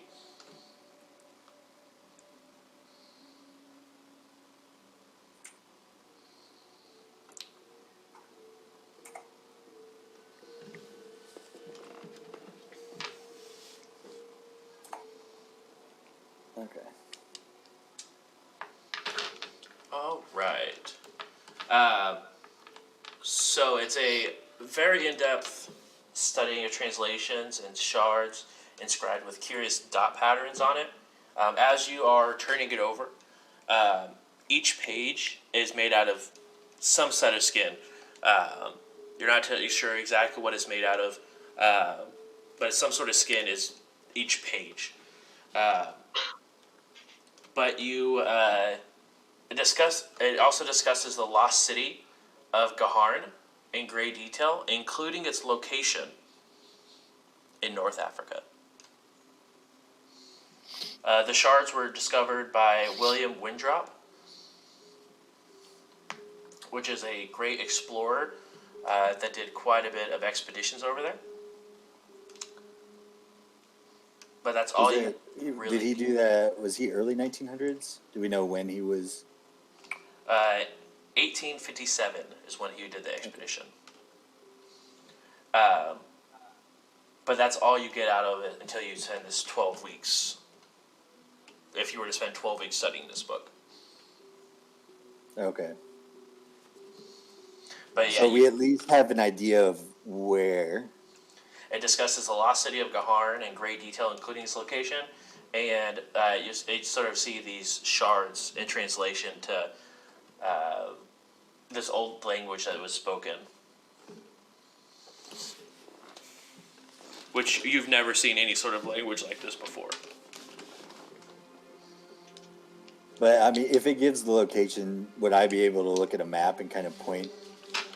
Yeah, it's in the middle of the desert. Middle of the desert. Okay. I mean that's a lot of information already.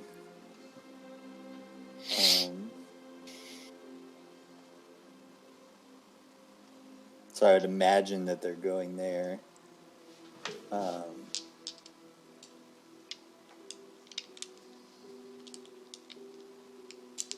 I mean, I guess if that's all that I can grab, I mean, we don't have 12 weeks for me to analyze the book, and I doubt he would give us that. Definitely would not. As you sort of take your time of skimming through the different pages and looking up, he's actively just watching you. Do I notice on a different reaction on any pages or it? He gets very weird. He starts looking around a little bit more often, becomes a little more panicked. when you get to like the section with the the lost city of Gaharn. Okay. Is So there? I'm gonna keep that to myself for now. Okay. Can you describe the room I'm in? Yeah, so Just you're a in normal- a it's a kitchen that has like a dinette attached to it. Nothing crazy or anything like that. There's pots and pans sort of everywhere, sporadic. Like it hasn't been cleaned in a very long time. There's no like rotting food or anything like that. But everything looks just out of place. Yeah. Okay. Did I pass any rooms on my way there that I would have noticed? There was one door, but it was locked.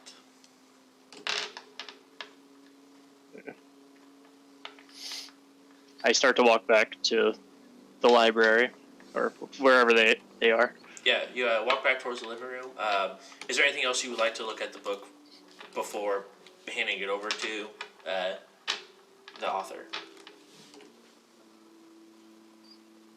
I'm just kind of skimming through the whole thing to see if like anything catches my eye. Okay.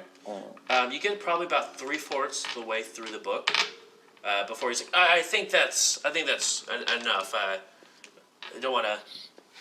Again, this is a very sensitive book, and I don't want it to agitate people's minds. I know you have some extra skill in keeping your mind wary, but I think it's for the best that we don't delve any further into this path. Do I see anything that sticks out on the page he stops me on? Nothing in particular. Nothing. Okay.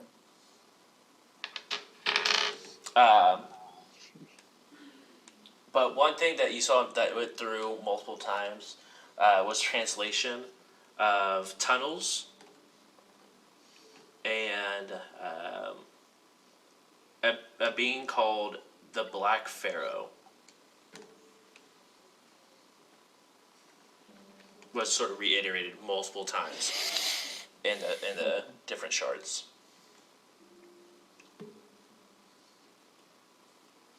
But that's he sort of takes the book back. As you take the book back, you look at the spine of the book, and it does look like it's almost like a rigid of something spine.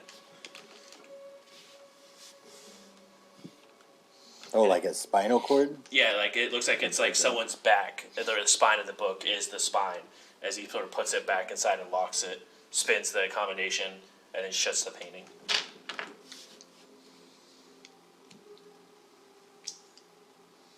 And did we say he wrote it?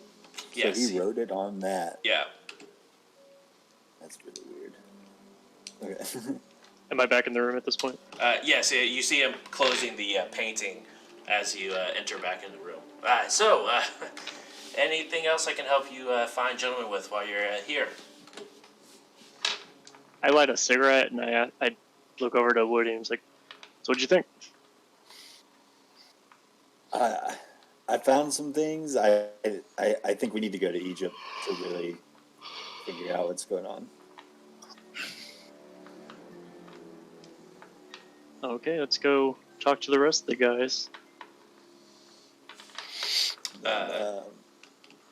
I guess as we leave, I'm gonna wait till like we're clear of that guy to kind of explain what I noticed the book was made out of and what I was able to find.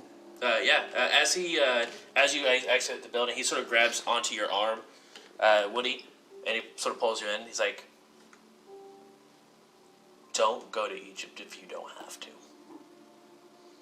There's a lot of things there that are beyond anyone's comprehension that we don't need to understand."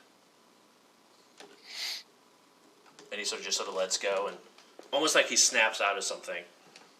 It seems very, very calm, put together, and shuts the door.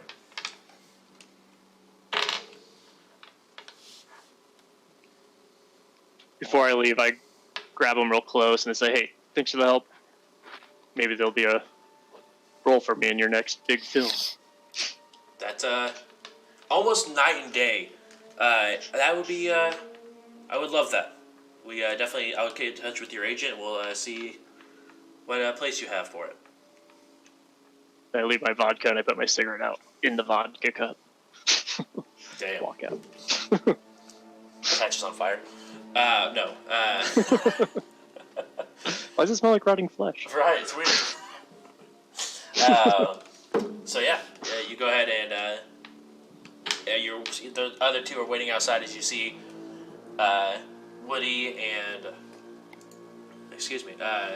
Charles exit the building. How'd it go? Anything out of that? Well, the book was made out of what appeared to be skin.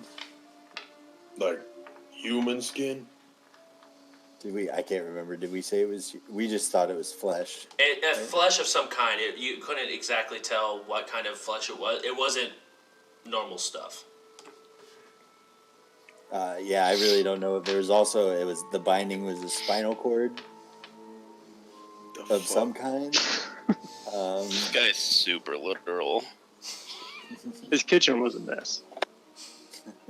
That explains it. But I think we have to go. Like, I think I found the location of where this guy that stole the book would be heading, and I think we need to go to Egypt. Do all the copies of this book made out of skin? We didn't ask probably that have to call our contact. I feel like that would have been something addressed at the antique shop. Yeah. I was investigating his choice of spirits. All he had was vodka. God, and you were doing something useless. So, where to It now, also I guess? mentions something called a black pharaoh, which I have. It sounds like an entity, not really. I don't know. It was very vague. I thought Egyptians were white and brown.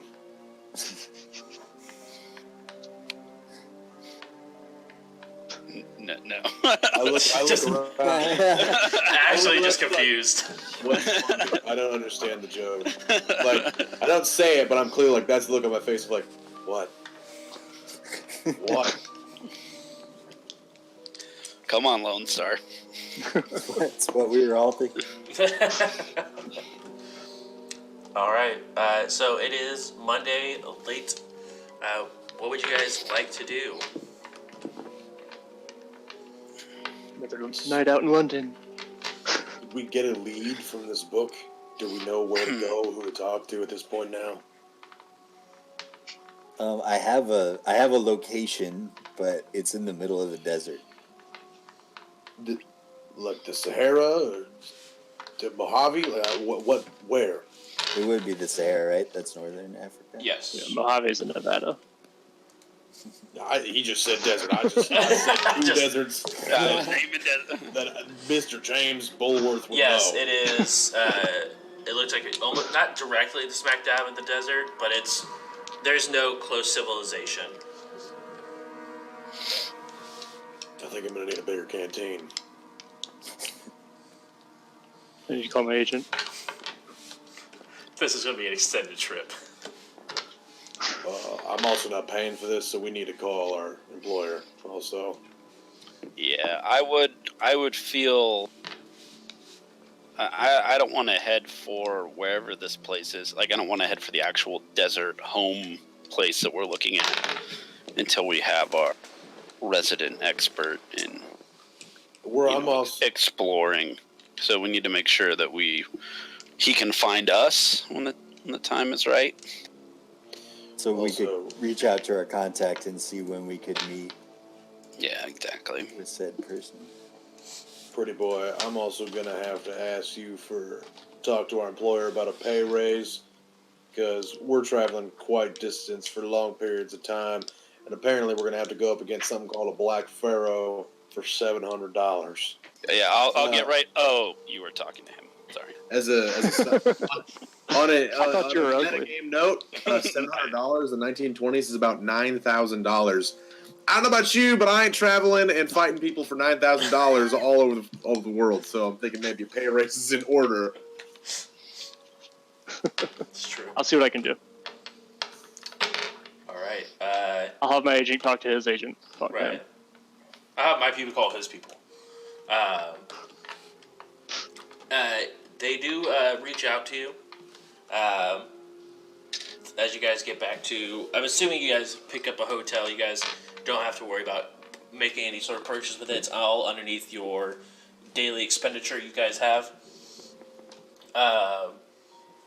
But you guys do get a call from Mr. Liptel. Yes, I'm calling to check in and see how your meeting with the author went. Who's he calling specifically? He just was calling, and you guys had a clerk from the hotel let you guys know you have a phone call waiting for you. Okay. I'll answer it. Sounds about right. Yeah. Checks I'll out. bring up that raise. You've done fantastic at it. So. So yes, how was the meeting? I'd say it was beneficial. We have a more exact location. About that, we're now going to need that ticket to Egypt. Okay.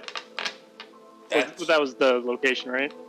Yeah. Out of game. It was in Essentially. the Sahara Desert, but yeah. Yeah, that'd be like probably the local hub. Yeah, that'd be the closest place to it. Yeah. Okay. Yeah, absolutely. I can Anyway. get you a ticket for a boat to take you guys there.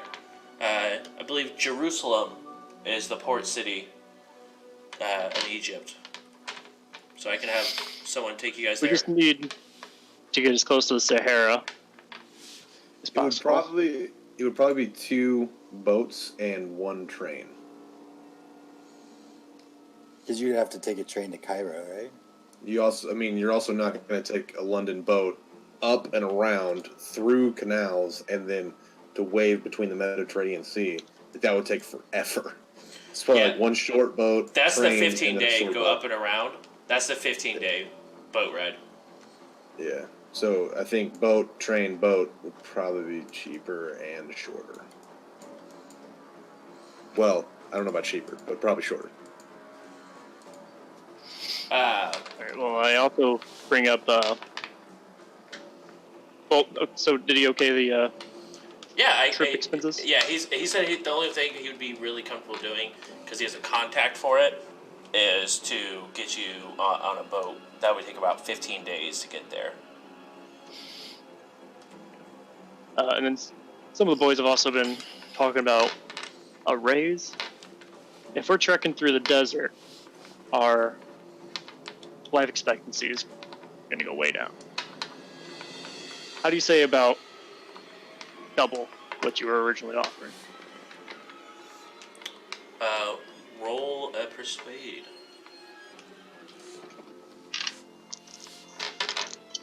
It's like the one thing I didn't put points into. I figured someone else already had it. Yeah, I failed. Right. Now there's a thing you could try to do. It's called pushing it. Where if you can explain to me in game how you would try to further the conversation, or try it again, you can go ahead and reroll again. But if you fail, it's like a critical fail, and I get to determine the outcome. You could also use luck. You could That's also what I was use gonna luck. do. I was just gonna go for luck. Okay. So 28 is 18 over my persuade skill. Okay. So it'd be 18 luck. Okay, so you go ahead, mark your luck down 18 points, and then Hope you guys go all ahead and appreciate succeed. this.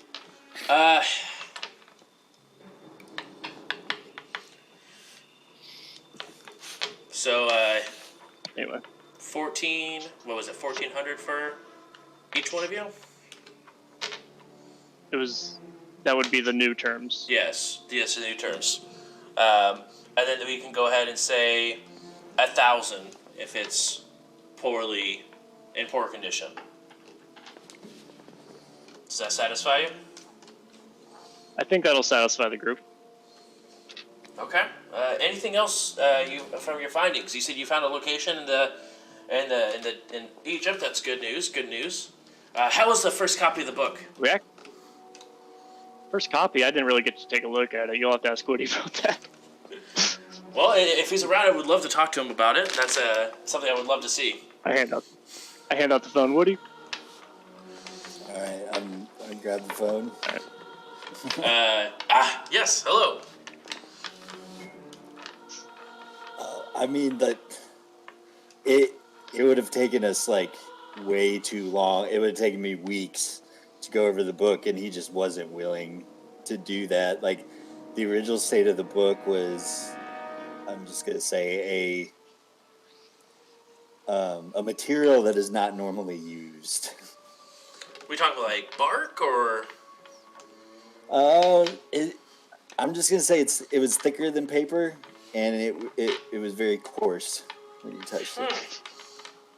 Interesting. But we were able to pinpoint a location from the book, and I believe that's what they are referring to when they speak of home. Oh, so home is interesting. Okay. Well, I don't want to keep you from your investigatory adventures, so I will make sure I believe I'll reach back out once I have time and date for your boat ride. And I already did send the last adventurer off towards Egypt. He just called and said he wanted to head that way. So you guys should arrive roughly about the same time as he did leave a couple days ago. So it may be a couple extra days, but otherwise, you guys should be at your last contact there.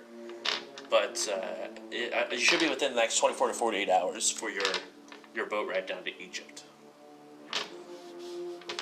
Forgot there was another person. The one we probably need to survive the desert. So The bounty hunter would probably be fine, but we're kind of right. You got water, right? Yeah. My hair's melting.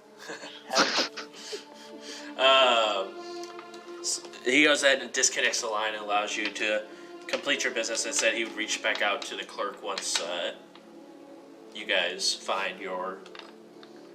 He gets everything set up for reservations, more or less.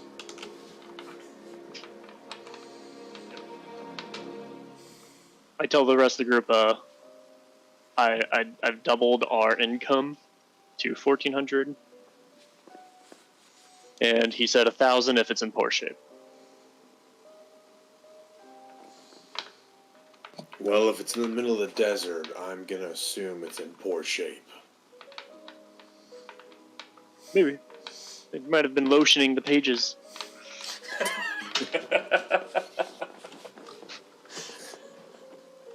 That's if gross. all 15 copies are in skin, I'm gonna be really worried.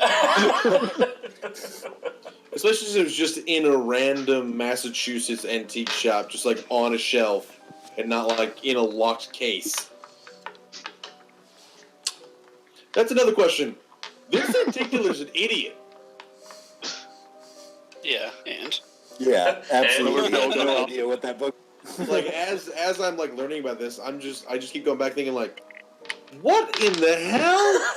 Like At least he didn't find an Necronomicon, because these guys need to be it. Hold your breath. Right. Well, I mean, I already know where one of those is. I work at the university, It's true. and they have one at Miskatonic.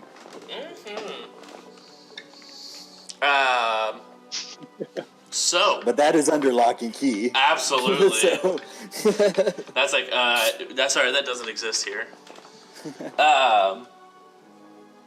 Once we steal the second copy, we can replace the original with the second copy and have a more pristine original. I'm sure Cthulhu would Making love more that. money. You guys go ahead and montage it for the next couple of days until you guys receive a phone call saying that your trip has been taken care of. It will arrive on the docks at midnight. And it will take you straight to Egypt, or take you to Alexandria, which is actually the port city. Jerusalem just a little bit more off the coast, but Alexandria, it will take you there, and then you guys will have to make your way inland.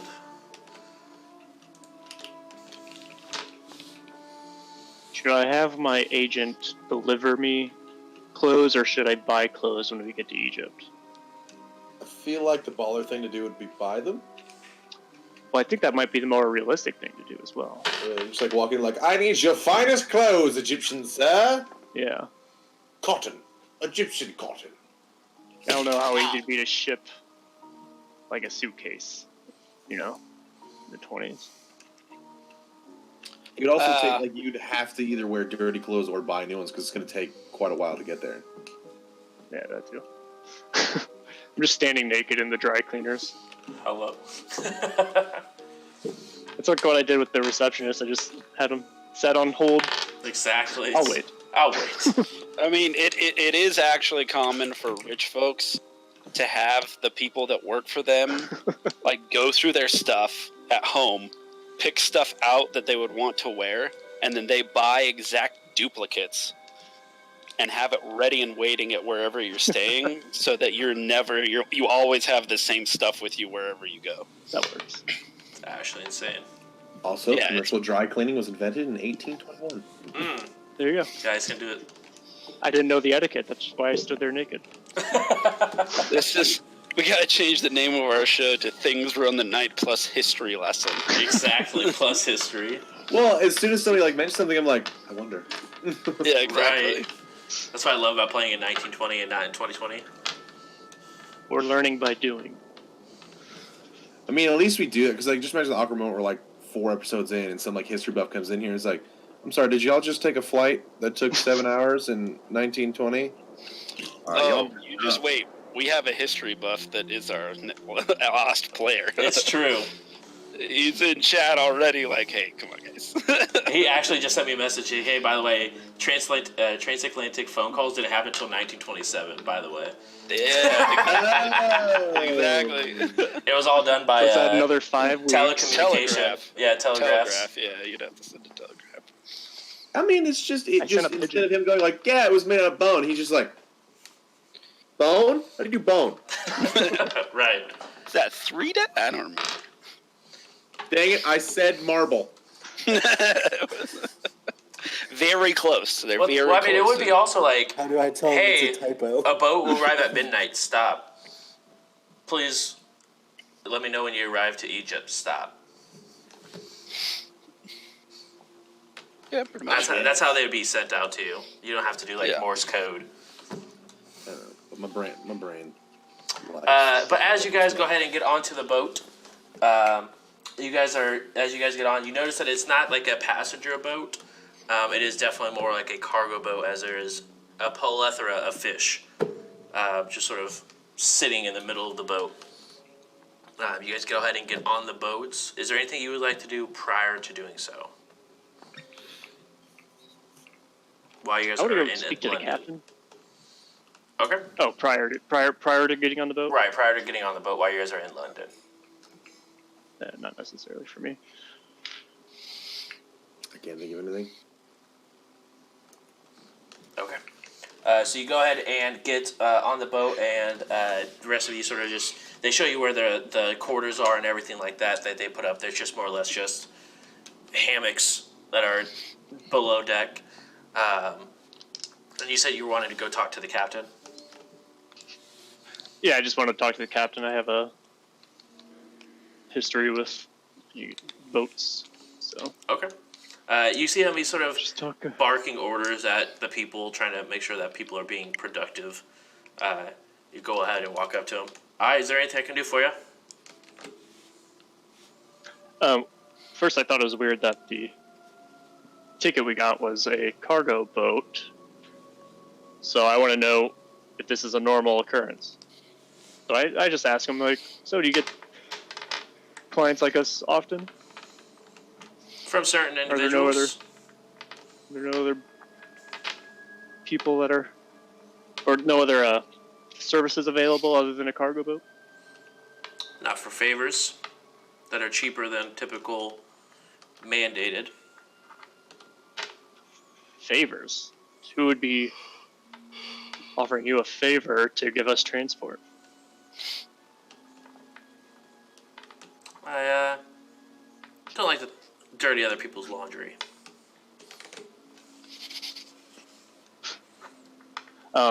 Is there anything I noticed odd about the boat besides the fact that it's obviously not meant for commercial travel? You look around and you go ahead and you notice that while there are piles of fish, it just looks like the fish are covering something. Okay. I press him on what kind of business he normally does. So, I mean, if you usually do this type of work as a favor, what do you normally do? You know, you ask a lot of questions for someone flying under radar. I don't know if And you see like a more of a Russian accent starts to come out. Well, I'm just here on some movie research, and I asked my agent to arrange this travel, and I was just noticing things because in the war I was in the Navy, U.S. Navy, Ah, so I just noticed a few things. I was just curious. we move things from point A to point B. Do those things include spirits, whiskey, vodka, perhaps?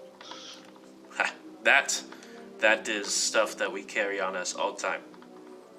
Oh yeah, I often forget that you didn't have prohibition over here. You don't have prohibition. This is true. In the States, we had to hide what we have. Do you have any you mind sharing?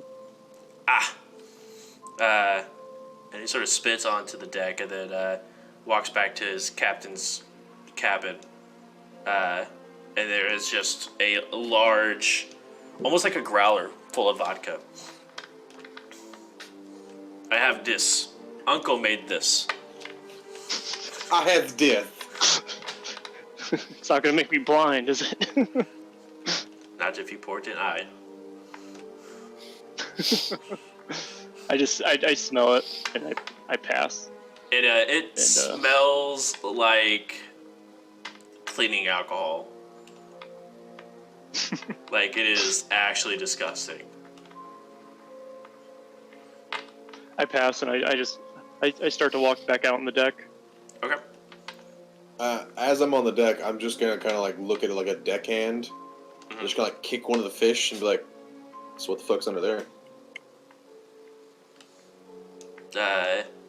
They sort of look over. That's none of your business. Okay. Just gotta walk off. I kind of want to get over with named Anton. Mm-hmm. I look around for Anton, see if he's on the deck, Oh yeah. Oh, and I yeah. tell him how Don't you know? the apparently Russian captain's kind of coming off a little sketchy. I was ask him if he knows anything that's going on with the. Have I had dealings with this person? Do I know of them? You know what this is. You know it is a smuggling ship. Typically just have fish on board covering whatever they're transporting. Because most time fishermen don't get asked questions. Yeah. He's a businessman of sorts. It seems our employer is trying to get us into the country without anyone being able to tell that we're there. Which I think is sort of a good idea. I think that someone with your esteem coming in on an official boat or by any official means could stir up some questions, and I don't know what our PI or thief know of our affiliation with them, so Get him drunk, and I'm sure he has some good stories. That's my advice. That vodka he was offering is definitely not the type of stuff I want to drink. Yeah, now is the time to have some orange juice to mix it with. It's wretched. That's why I make sure to age my spirits. Absolutely. As you go ahead and they go ahead and break away and begin heading on your trip to Egypt. That's what we'll go ahead and call it for this evening. Next time we should have Mr. Isaac Lockhart, and hopefully we'll make it to Egypt in one piece, yeah? Travis, you weren't here last week, or last time we had a campaign, so Drew had to do both parts. Now, Oh, I'm so sorry. it's your turn to have to do both parts. Let's see who can do it better. All right, friends. We love putting the show on, and we hope you enjoy it. So if you've enjoyed what you've seen tonight and you'd like to support us, there are a few ways you can do that. You could come back next week when we play again, and we have Mr. Isaac Lockhart here, and we go face whatever lies in Egypt after 15 days on a stinky fishing vessel. You could also follow and subscribe. You can subscribe using your hard-earned cash, or if you have Amazon Prime, then you have Twitch Prime. If you have Twitch Prime, then you can subscribe to this channel for free. But make sure you do it every month because it doesn't automatically renew. If you're interested in seeing some other videos with us in it, playing different RPGs, there are a variety of them on YouTube there it is. The link is in the chat. Those get uploaded on Fridays, I believe, and they go all the way back to us playing Shadowrun and Starfinder. Yeah. Well, guys, thank you again so much for coming, hanging out, and playing. Again, like he said, we will be back next week with another round of things that run the night. See you guys next week. Bye. Bye.